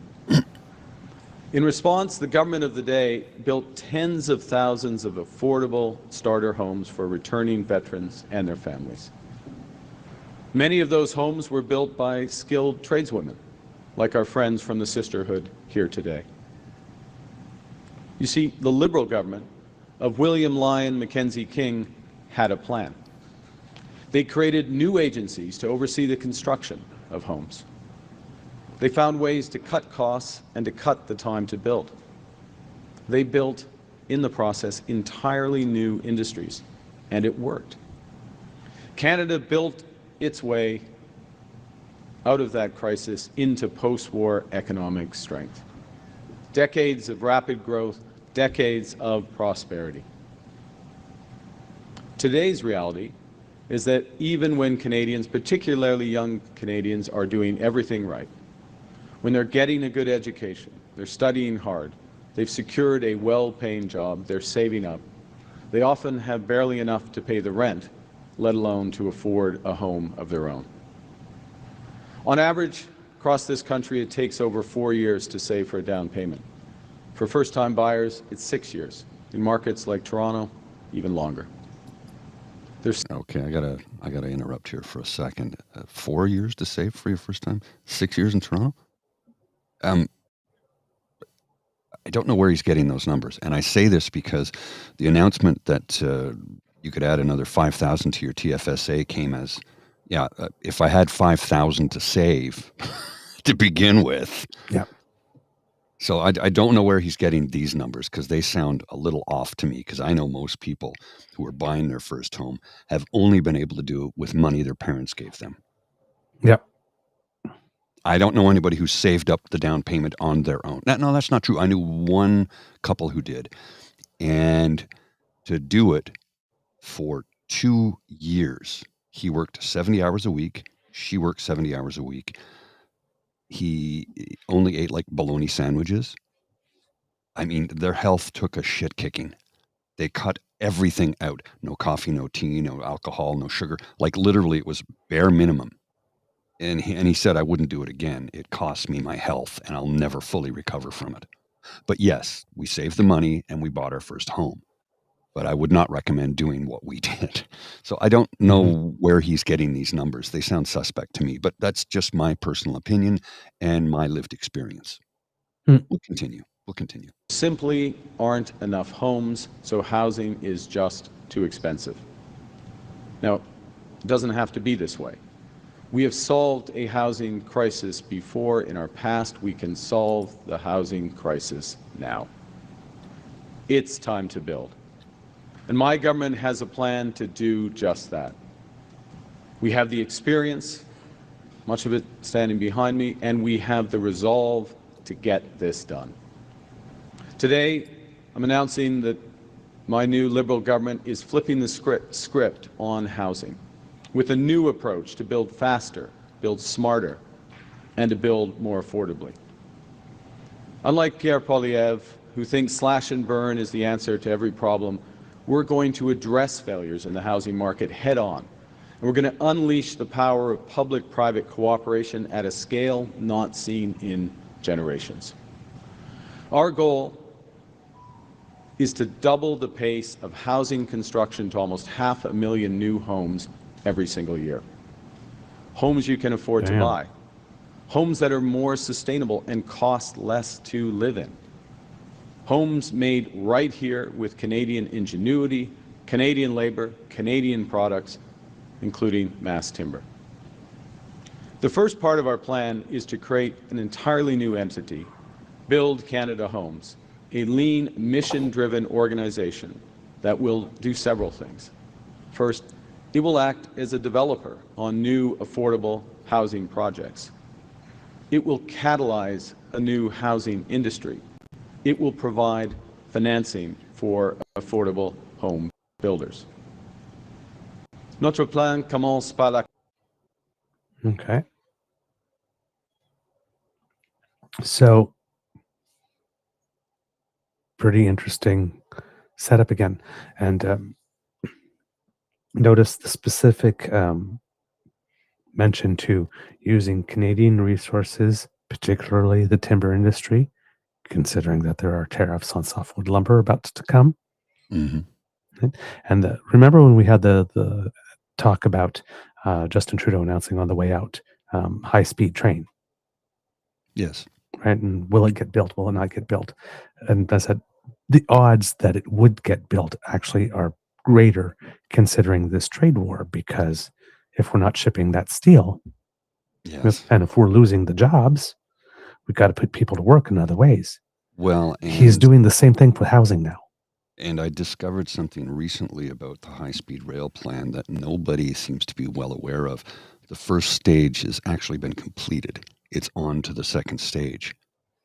So now, I did not know that. Yeah, I read that recently. I was like, oh, shit, I had no idea. When they made the announcement, the first stage was almost completed. The first stage, there's a company that's doing the work. They're already on the ground. They're already doing all the soil sampling and the route planning, and all of that is well underway. This could very much become a reality. And especially, like you just said, with these, we got to pay ourselves now. If we're not shipping stuff elsewhere, well, let's just build it here and pay ourselves. When the announcement came, I said, I like the idea of it. I hope it happens. I don't think it ever will. Things have changed since that announcement. Drastically changed. And it looks to me like this might very well happen. Now, it'll be 2030 before they put a shovel in the ground, and probably 2040 before anything rolls. But there'll be a lot of jobs created if they put the shovel in the ground. A lot of jobs. There'll be a lot of jobs created before they put the shovel in the ground, too. Well, yes. Different types of jobs, but all those studies and all that kind of stuff. But it's, like I said, got to build your own. Yes. Right? So this guy's planning in layers here.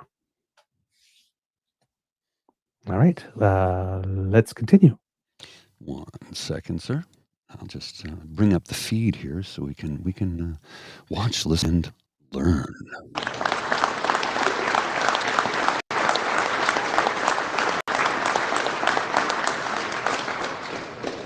We need to take our construction sector to the next level. There are 80,000 vacancies and another 300,000 workers set to retire over the course of the next decade. Labor productivity in this sector has been stagnant for years. And at the same time, construction costs are up 51% in recent years. The way we build homes needs to change. Prefabricated and modular housing will play a big role in the future. They can drive down the time to completion by up to 50%. They're cheaper to build by up to 20%. And they're a more sustainable way to build, producing 22% fewer emissions than traditional construction methods. And the good news is we're already home to many new prefabricated housing factories. We want Canada to be the world leader in this new innovative industry. We should be that leader. That's why we're providing $25 billion in financing to scale up that industry. And in the process, we will create good jobs up and down the supply chain. Good jobs in innovative housing research, such as the UBC Smart Structures facility that I visited this past February. Good jobs in prefabricated and modular housing, like those in Sherbrooke, Quebec, in my own riding of Nepean or in Calgary at ATCO. Good jobs in our world-class forestry industry by using Canadian lumber and mass timber, such as that which is being pioneered in Elmsdale, Nova Scotia, where I visited last week. And of course, at the heart, at the core, good jobs, great jobs in the skilled trades for hard-working people like the folks behind me who will be busy building these homes for...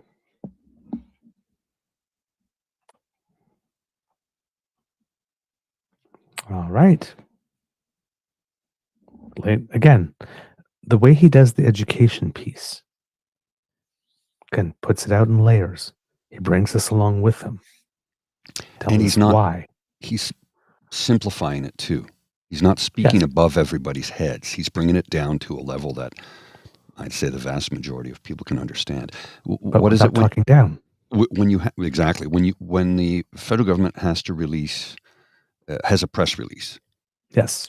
It has to be written at the reading comprehension level of a fifth grader. Yes. That is mandated. It has to be. And sometimes I've read stuff and I'm like, oh, that's a lot of people are not going to understand this. And they're like, we tried to break it down as simply as we could. Sometimes it's just really, really complicated. But he has a way. Yeah, that is the goal. But he has a way of simplifying it and explaining it. So he's teaching you and then telling you what's going to be done and how it's going to be done.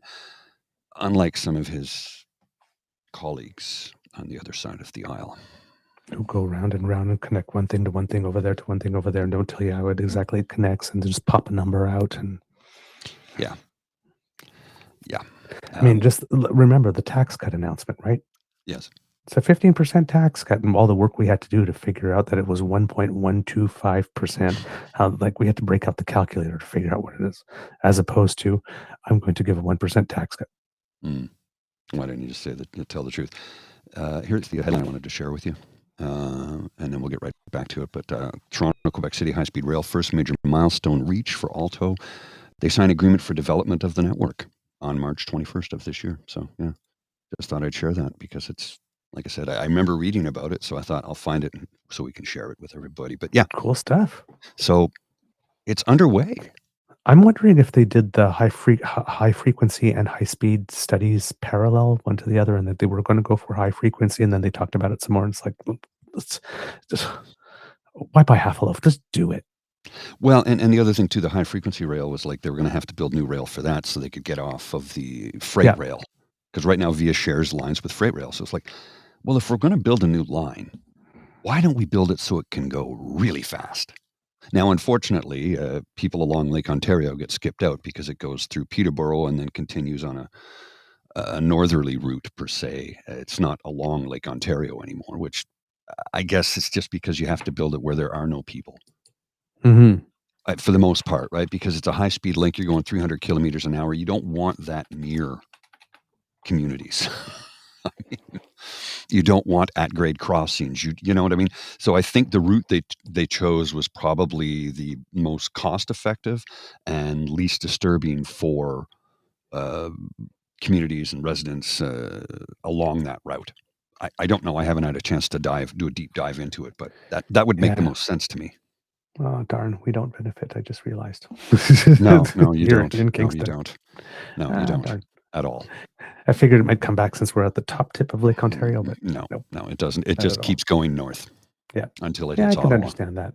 Yeah, there's a lot of infrastructure. We'll just the 401, right? Yeah. And there's communities all along the 401. So it's like, you got to, you can't stop in every one of them. Yeah, that makes sense. So will they have go buses that will take you to, say, Peterborough? Probably. But I don't know if there would. I don't know if there would be. Yeah, I don't know if there would be much saving time. Mm-hmm. Peterborough than to go to Ottawa rather than just going to Ottawa. Yeah. Realistically, to get to Peterborough and then to take the train, you're probably just easier to take a Flixbus or a Megabus from Kingston to Ottawa because it's only like, what is it, 2 hours? Is it 2 hours? 2 hours from my place here in Kingston to the Ottawa Beaver Lodge. It's literally 2 hours door to door. There you go. So, yeah, it wouldn't make sense for you to go to Peterborough. No. But if you're in Peterborough and you need to get to Montreal quickly. Oh, yes. Right? Yep. If you're in Toronto and you need to get to Montreal Or even quickly, Quebec City, yeah. or yeah, But the further you go, the more advantageous it is. yes, absolutely. So we do realize that a lot of people will be bypassed, but hey, Peterborough and Trois-Rivières, however, Mhm. I guess had been on the line before and then taken off, and now we're Right. getting back online. now they're I back guess, on. and the other line does remain, I'm sure. Yes. That's going to that's going to help those communities a lot in terms of their economic development. So,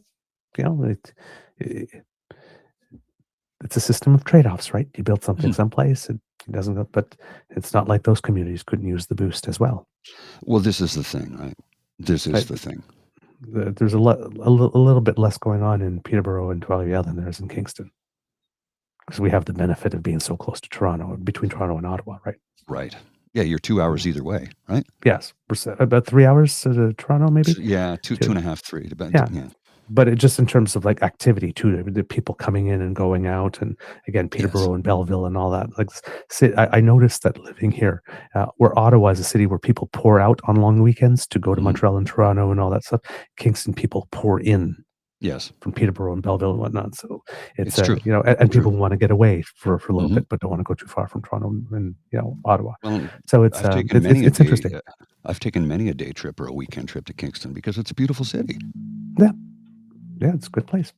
All right. So let's keep going with Mr. Carney here. Happy to, sir. Because he's going to unveil a little more. Just bear with me here while I bring the feedback up. It's already go. I just need to bring it up. There we go. Build Canada Homes will build deeply affordable and middle-class housing, single-family homes, high-rise apartments, and everything in between. And on top of creating that entity, that new structure, Build Canada Homes, the second part of our plan is to drive growth by making the housing market itself work better. Taxes and regulations have been choking the industry and making it difficult, in some cases impossible, to build. Canadians are paying the price. That's why, for the next 5 years, my government will cut development charges, taxes on home building in half for all multi-unit housing.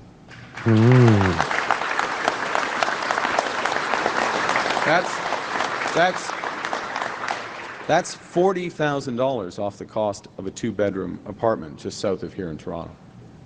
We'll fund new housing infrastructure to cover the lost revenue, while expecting.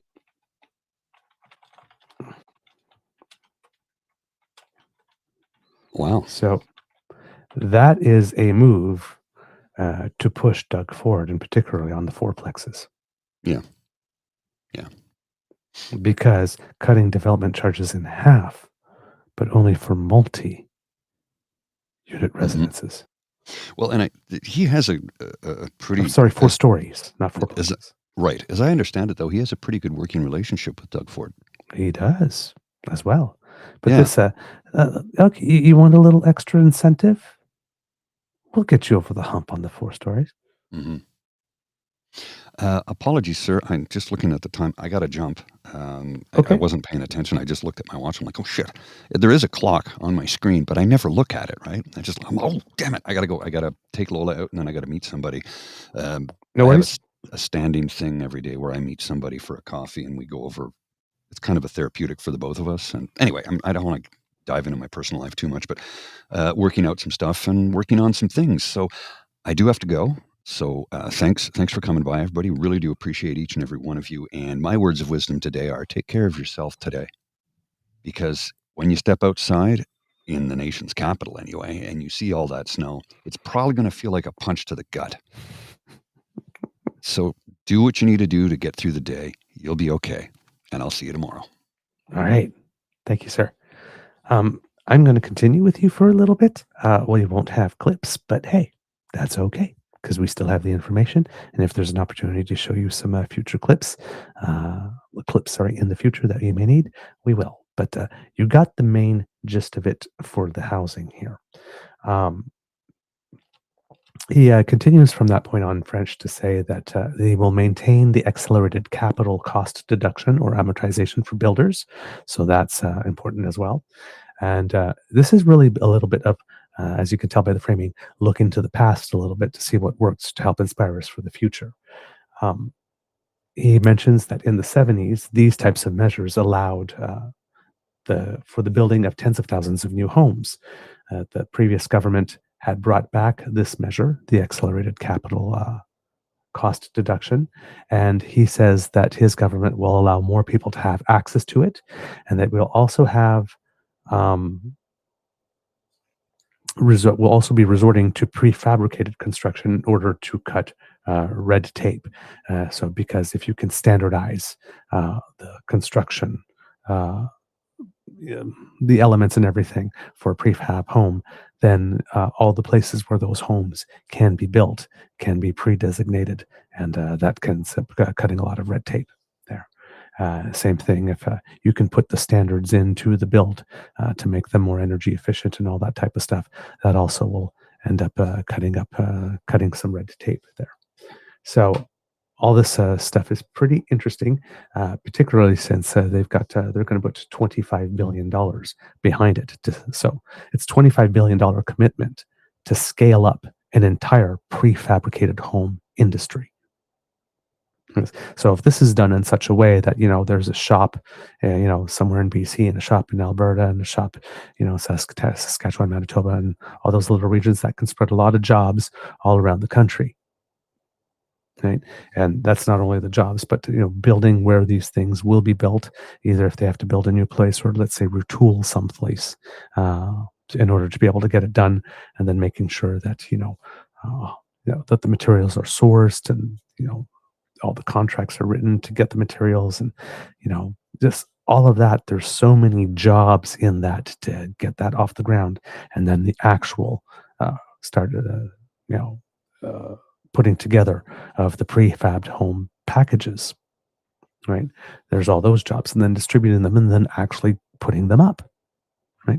So there's all these industries along the way, these sub-industries along the way, and it creates this larger industry overall. So we're going to create that, and not only for ourselves, but once we get that down, so that we can export those modular homes to other places all around the world, because we're far from the only nation on earth that has a housing issue.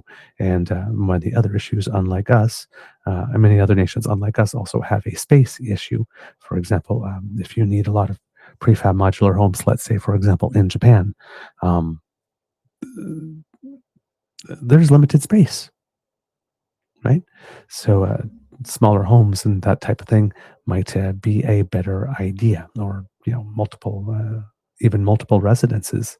If they can have prefabricated multiple unit residences, that would be very good. So and of course, with all of them being put together and put in a catalog, and these are all pre-approved designs, again, like I mentioned, all of that ends up cutting red tape as well.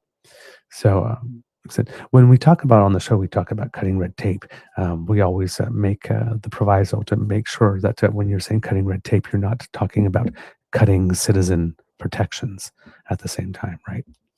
So not all red tape is bad. Then, of course, he continues in his announcement to say that with regards to the Housing Accelerator Fund that Pierre Poilièvre wants to cancel, that not only will he maintain it, but he will make sure that there's more money in it, and that, so that it can do even more.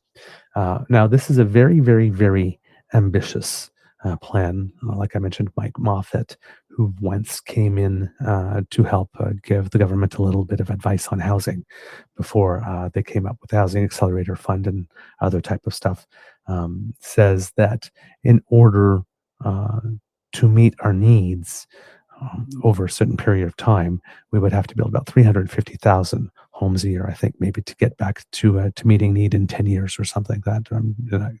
I think that's the timeline, but don't quote me on that one. So this is way more ambitious. He's looking at 500,000 new homes per year.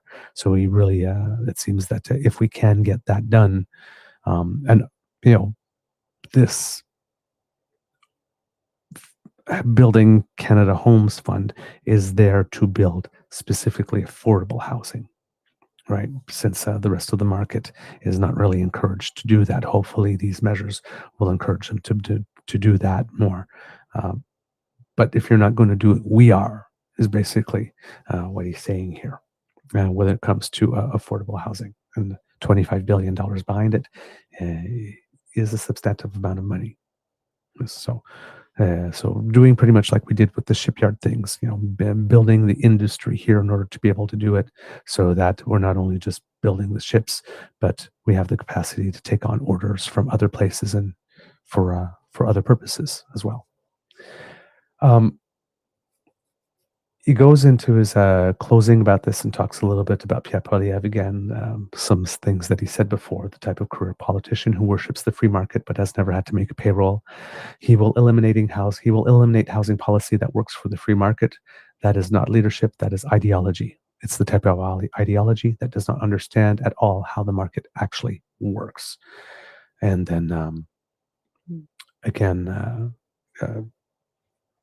that's basically the main part of that announcement for him. He is asked at one point in the question and answer, there wasn't really much, but one point he's asked in French whether or not the creation of a new agency means that he's lost faith in the Canada Mortgage and Housing Corporation. He says, not at all. You have to understand that certain agencies work best, and if they have a very narrow mandate. The Canada Mortgage and Housing Company insures. They don't build. They're not set up for that. And that's why we need another one that does specifically that, to not distract the Canada Mortgage and Housing Corporation from what it does, and does very, very, very well. So, but it's not a lack of confidence. It's, just this is such a specific goal that he wants a specific organization dedicated to that and only that, in order to ensure that it gets done. So that is this plan. Now, as we've shown you in other clips since, Pierre Poilièvre has mocked that plan, right? Creating another government bureaucracy. Ha, ha, ha. They'll never get anything done, and everything's going to be so expensive, and you'll see it'll just fail, essentially. Now, it's not the first time that Pierre has mocked things. Remember when we were talking about appointing an ambassador to the, sort of polar region. Pierre said, well, what are we going to do? Tax Santa Claus or something like that, right?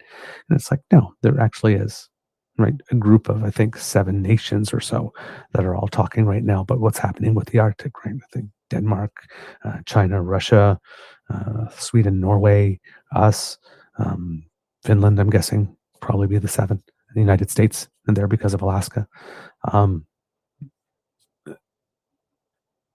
There are things that we need to discuss, right? There are diplomatic relations going there. A person that is assigned to just that, given the importance that the Arctic region is going to take, along with, unfortunately, climate change and opening of the Northwest Passage and all of that type of stuff. Yeah, why not have somebody dedicated for that? So he mocked that. He's mocking the modular housing plan. So that was number one. Then yesterday, I think it was, or a couple of days ago. Yeah, it wasn't yesterday. What am I talking about? 2 days ago. Liberal leader Mark Carney unveiled a plan for the skilled trades workforce that goes along with it. And it was, again, a very interesting plan. Now, we mentioned that what Pierre has is very, very good policy. This goes along with it very well. And as we mentioned earlier, hasn't been that much yet in the campaign for young Canadians. So when you're looking at housing policy, the cut on the GST is not really for young Canadians. I mean, those who are managing to save and whatnot, yeah, maybe, but it's not really there.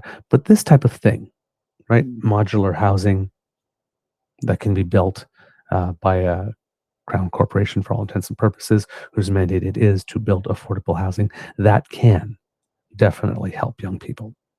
Now, what else can help young people? Well, yes, there are young people that enter the trades, and definitely writing off those costs to travel, to do work, and to be housed, and to basic transportation, accommodation, and food during that time is extremely beneficial, especially if you're lifting the cap. But you got to enter the trades as well, right? One of the problems with these housing announcement when I was there was like, yeah, but who's going to build all this housing? Right? We're already short on trades already, and tradespeople to build the housing that the private sector is trying to build. If we're adding a public builder along with that, we need the bodies. So the Liberals announced, and this is from their own announcement here, in the face of President Trump's tariffs, we need to build Canada strong. That starts by supporting our workers. The work of bricklayers, crane operators, welders, and others are essential in building the future of Canada, and Mark Carney government will invest in their futures. Today, which was 2 days ago, Mark Carney announced a plan to cover apprenticeship training costs of up to $8,000 and to create more training opportunities in the skilled trades, so more Canadian workers can join these professions and secure higher paying careers. Quote, the next decades are going to be a great time to be in the skilled trades, said Mark Carney, Liberal. Well, I'm not going to read that part. We know he's the leader of the Liberal Party of Canada. Quote, President Trump's tariffs are already impacting Canadian industry, but by investing in workers, we will build a much stronger economy. My new government will make apprenticeship training more affordable so we can build more in this country and connect workers to higher paying jobs.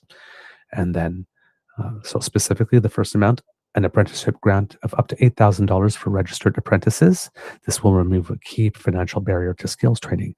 And this will also attract people to the trades, right? If you can get $8,000 off your apprenticeship training, that makes that field way more accessible to way more people. Right? Reducing the cost of post-secondary education, and trade apprenticeships are post-secondary education. It's not just colleges and universities. This is a big deal. And this is a deal specifically. It's for everybody if you're changing careers, right? My beaver sweetie a couple of years ago decided, because he was interested in it, to take a carpentry course. He's a scientist. Right? But take a carpentry course. If anytime he wants to leave the sciences for a little bit, because he actually has a skill.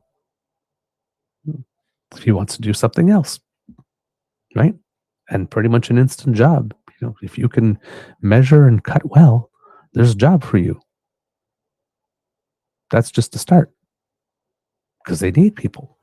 He was told that in his course. He says, there's a job for you right now if you want one. But in addition to that, they will increase access to union-led training initiatives by doubling the funding of the Union Training and Innovation Program from $25 million to $50 million annually.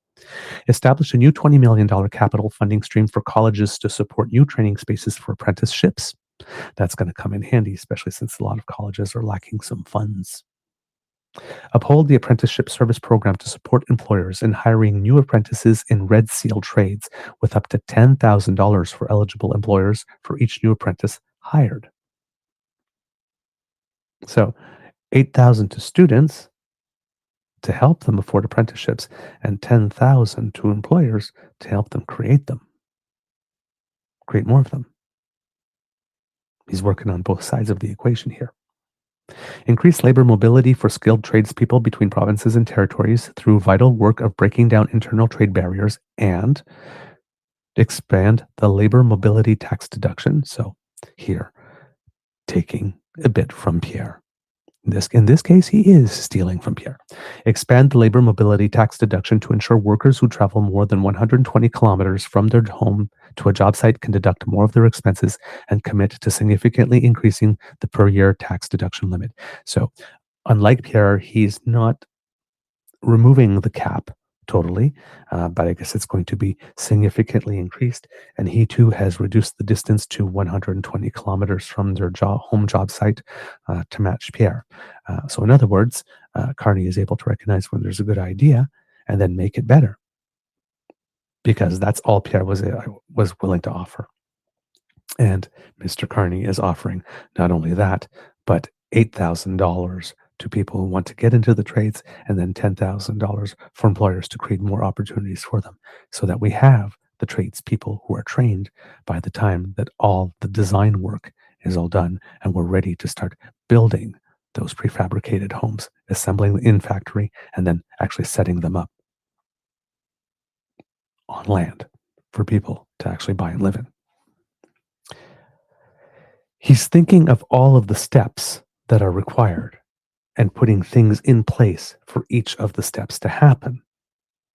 And then when you think about this 1 and 2, that housing policy now that Pierre mocked now looks really smart, because this is basically a 1-2 punch. I'm going to build a new industry. Boom. That was 9 days ago. Was it 9 days ago for Mark Carney? Better double check that one. Double check my facts on that one. So make sure. But it was a few days ago. That's for sure. Let's see. Housing plan, that was 7 days ago.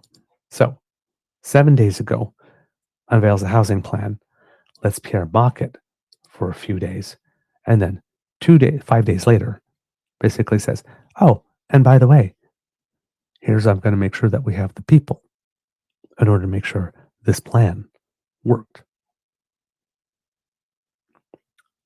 Wow.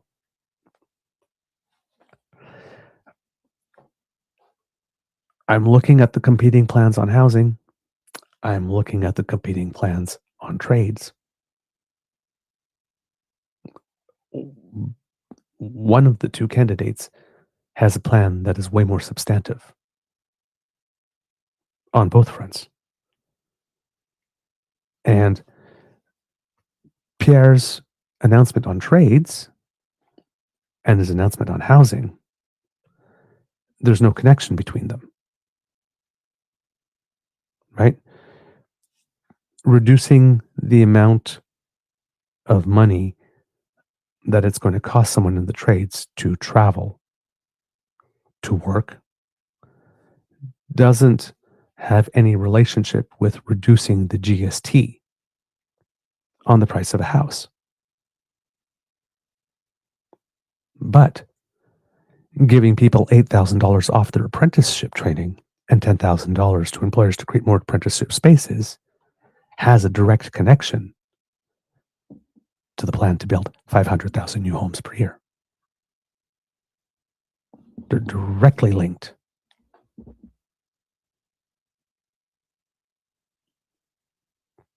One person actually has a plan. And now we're starting to see some of the pieces come together and how they fit together.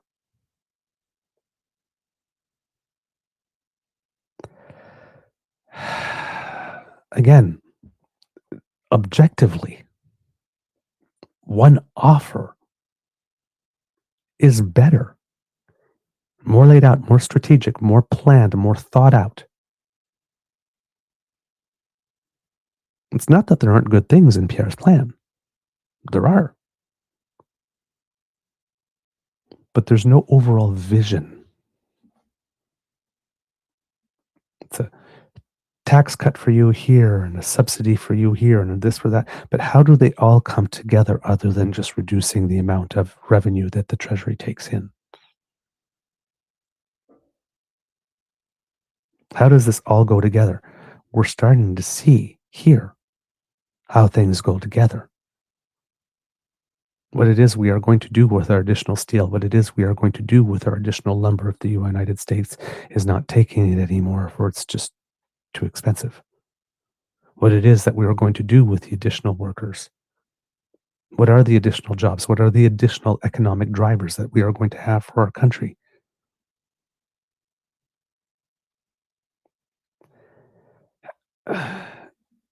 So far, we've seen the creation, he's talking about the creation of a new industry here. And if he goes ahead with the high-speed rail, we have two major national infrastructure programs. Not programs, projects, I should say.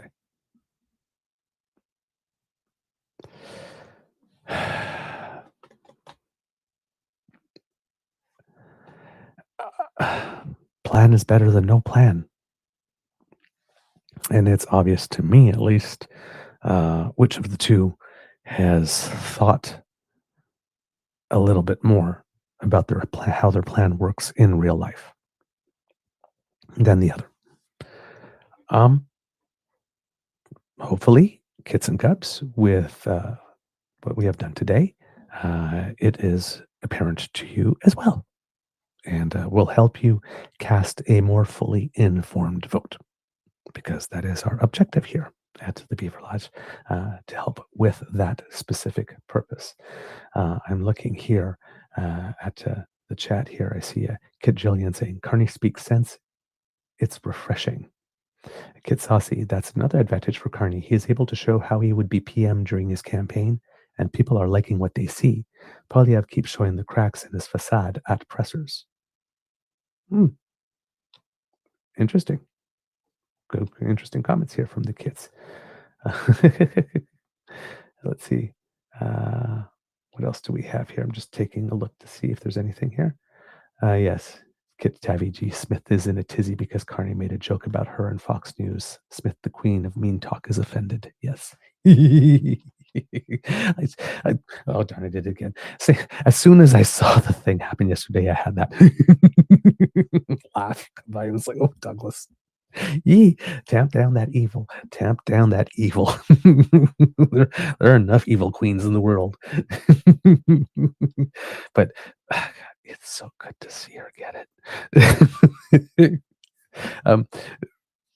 Basically, again, you know what? I'm not going to ruin it for you by trying to tell you what it is, because it is so good. Tomorrow I will have the clip and I will show it to you, because you have to get a feeling for the vibe in the room to understand just how.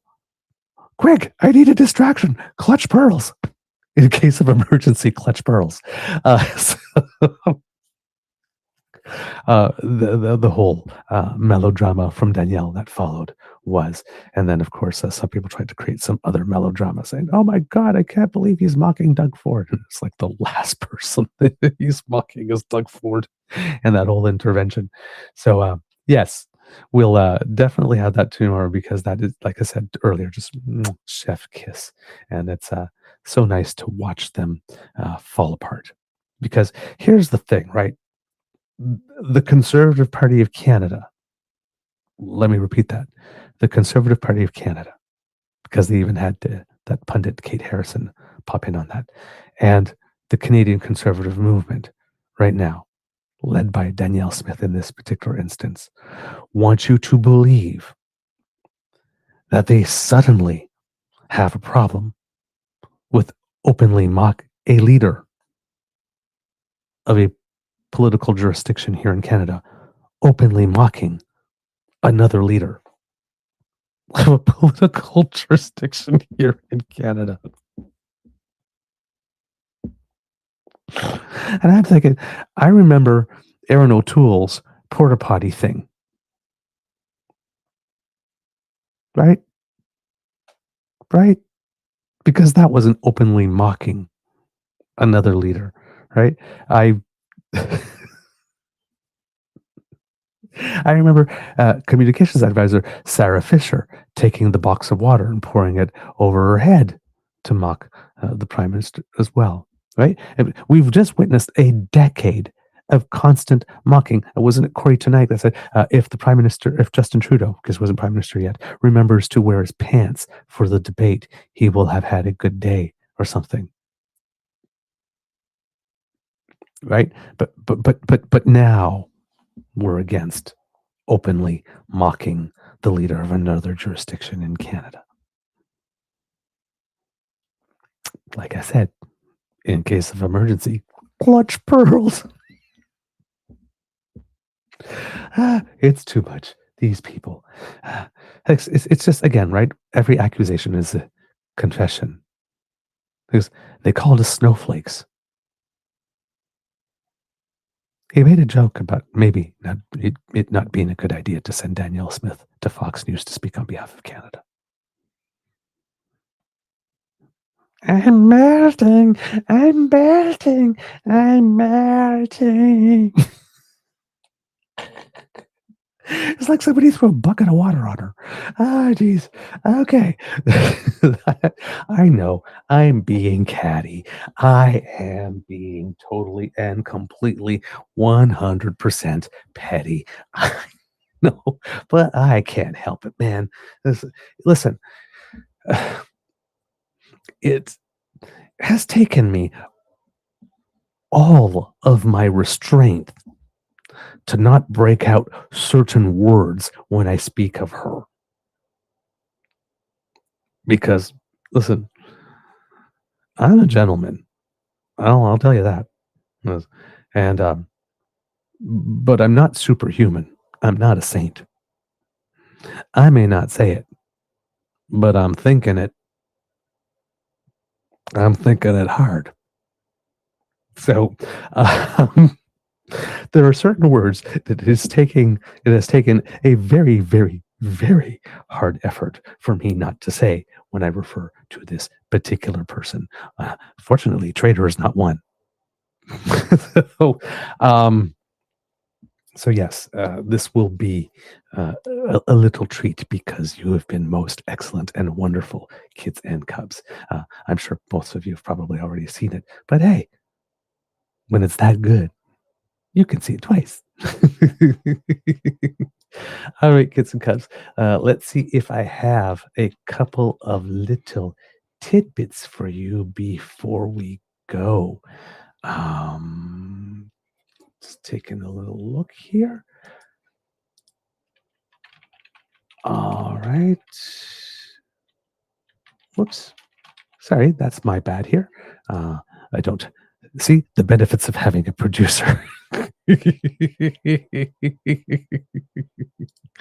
All right, let's see. A little bit of Canadians who make us proud since we're at it. Of course, we mentioned Team Jacobs taking the bronze at the World Championships of Curling yesterday. But in snowboard cross, we have Elliot Grondet, who sealed his second career Crystal Globe with a strong performance at the season's final World Cup stop at Mont-Saint-Anne, Quebec. So another weekend gone and another either world champion or Crystal Globe winner, season champion. So yeah, he had a great thing there. On the women's side, Tress Critchlow was the top Canadian, winning the small final to finish fifth at that event. In rugby sevens, the Canadian women's rugby team has won back-to-back bronzes. I think last week in Singapore was their first one. Sorry, not in Singapore. Darn. Sorry. My bad. So this time was in Singapore. Sorry. And they had a great tournament here with a dominant 21-5 victory over France in the bronze medal match. And in the semifinals, the Canadian team, or the quarterfinals was the Canadian team was the one that had the toughest match up and was able to get through. They had a 14-5 win over Great Britain to start. And they followed up with a 31-21 victory over the United States. The semifinals, though, however, they faced Team Australia, one of the two toughest teams, falling 45-7, but rebounded to claim bronze with the victory against France. And they will be going back to they'll be going to Los Angeles May 3rd, 4th for the next sevens competition, which will be the Sevens World Championship. Canada sits in fourth place for the season in the standings, but finishing the last two in third place. It looks pretty good for the Team Canada women to pick up a bronze, at least at the World Championships. We will keep our fingers crossed. It seems that they are peaking at just the right time. At the inaugural Grand Slam track event in Kingston, Jamaica, Olympic silver medalist Marco Arap took command of the men's 800-meter race and crossed the finish line in 1:45:13 to finish first. He also had a sixth-place performance in the 1,500 meters. He placed second overall in the short distance slam behind Kenya's Emmanuel Wanyonyi, the man who won the 800 meters at Paris 2024. At the Florida Relays, I think as we mentioned, Canada's gold medal winning quartet won the 4x100 relay. So that's Aaron Brown, Jerome Blake, Brendan Rodney, Andre DeGrasse, the same combination that won gold in at the Olympics. So it was a pretty competitive race. They were 7 100ths faster than the U.S. team that was led by world champion medalists Christian Coleman and Ariane Knighton. And the day before, Andre DeGrasse won the 200 meters in 20.32 seconds. In trampoline gymnastics, we don't get to talk about that a lot, but Olympic bronze medalist Sofiane Méthode secured the bronze medal in the women's individual final. And that's at the World Cup in Riccione, Italy there. So good result for her as well.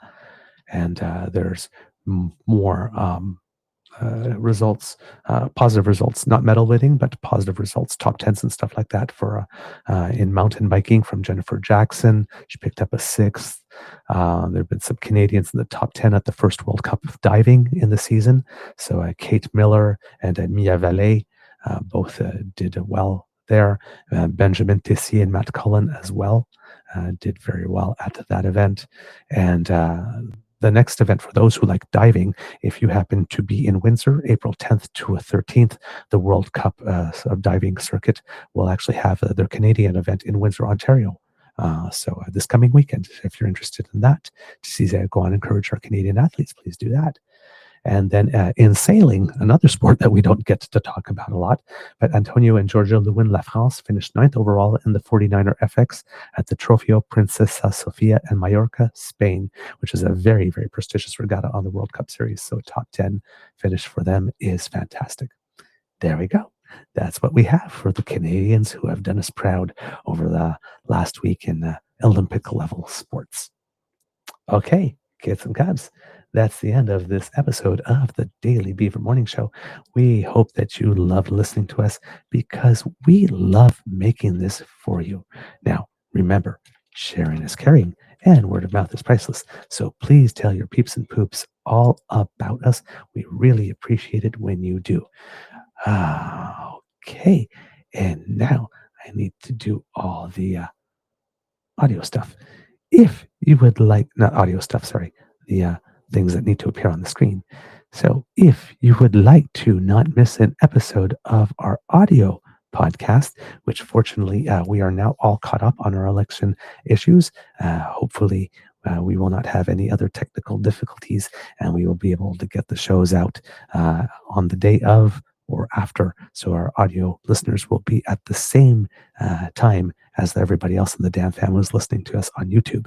But if you would like to make sure that you do not miss any one of those episodes, then here, that QR code that has just appeared is something that you need to scan, because that will bring you to our pod page, podpage.com/thetruenortheagerbeaver. with a hyphen between each one of those words.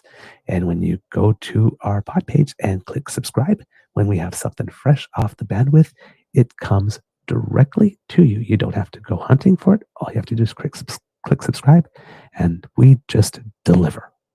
Hey, we like to help. Now, if you would like to help us in other ways, then maybe you would like to take a surf on down to the True North Eager Beaver Media Incorporated YouTube page. We are growing. We hit 16,500, if I'm not mistaken, over the last little bit. So thank you to all the people who are joining, who are seeing our advertising, and who are definitely deciding to subscribe. We very much appreciate it. Hopefully you will enjoy our offerings and stay a while. But if you would like to go there, True North Eager Beaver Media on our YouTube page, where Kits, Cassie, and Elaine will definitely encourage you to smash with our buttons. And for the damn fam who are watching, remember, if you smash now, you don't have to remember to do it before you leave. So get freaky. Like, share, subscribe. They're all waiting for you. Very, very enticing little buttons. Click them. That gets us some happy, and it helps us with the algorithm. So thanks, eh? That's really helpful. Now, if you would like to help us in other ways, Kits and Cubs, we do incur some costs in order to bring this show to you. And hopefully, if you find it informative and you would like to support and encourage us to do more, hey, we shake it for tips. So please scan that little QR code there. Or if you are listening, go to our coffee page. That's coffee, K-O. That's not K-O, K-O -fi.com/eagerbeaver. And if you go there, you will find the emergency hydration fund here at the Beaver Lodge, where we work daily to fight the scourge of dry beaver. Yum, yum, yum. So if you would like to help keep your favorite beaver moist so that we don't have another dry beaver incident like we had earlier in the show, clutch pearls. That's a legitimate reason to clutch pearls. Then your contribution to the Eager Beaver Lodge Emergency Hydration Fund would be greatly appreciated. Say, add a beaver and maybe offer me a little bit of hot chocolate so I can maintain my levels, or add a grizzly so that Mr. Grizzly can have more coffee that's as dark as his soul. No, he doesn't have a dark soul. He's a really, really good guy. But if you would like to help, we would be very, very grateful. Thank you for your generosity and your continued expressions of enthusiastic encouragement and support. All right, because democracy is something that you do, Kits and Cubs. Remember, Quebec Liberal leadership race in Manitoba, the PC race. Again, April 22nd for your mail-in ballots. Federal election coming up. Remember, they are still looking for some poll workers for advanced polls and all that kind of stuff. So please contact Elections Canada to see if there's any positions for you. If you have a candidate that you like, hey, how about some door knocking or some phone banking, that type of stuff. Really helps, right? Again, and most importantly, plan your vote if you can. If you have a chance to go early, go. You can vote you can vote early by going to an Elections Canada office up until, I believe, April 22nd. Early voting is April 18th to the 21st. And there are other ways you can get your mail-in ballot. And if you are a student, you can vote on campus. There will be specific days coming up for you to do that. I think 3 or 4 days, maybe 2. Don't quote me on that, but there will be some days coming up for you to do that. And remember, you can vote either in your home riding. You have to have your ID that shows that where you live and that type of stuff, an ID showing your name, and you can vote there, or you can vote in the electoral district where your campus is located and where it is you are studying. All right. Words of wisdom. Well, you know what? Mr. Grizzly gave them to you before he left. So I will just leave you with it could be a tough world out there, Kits and Cubs. So please be kind to and gentle with yourself. All right. Let's see, once again, if I am able to stick that landing and make it twice in a row. Because yesterday, I think I did pretty well. At least based on the comments that I saw in the chat. So let's give it a whirl.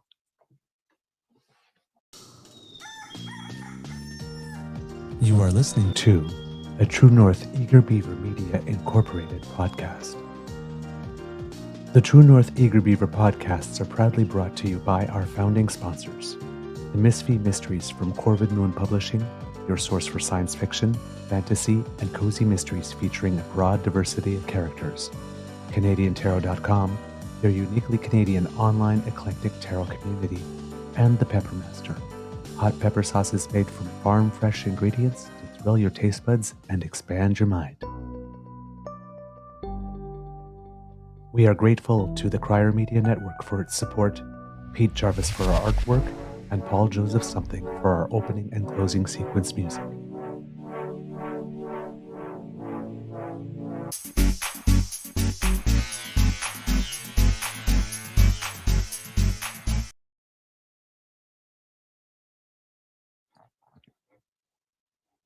Hey there, kids and cubs.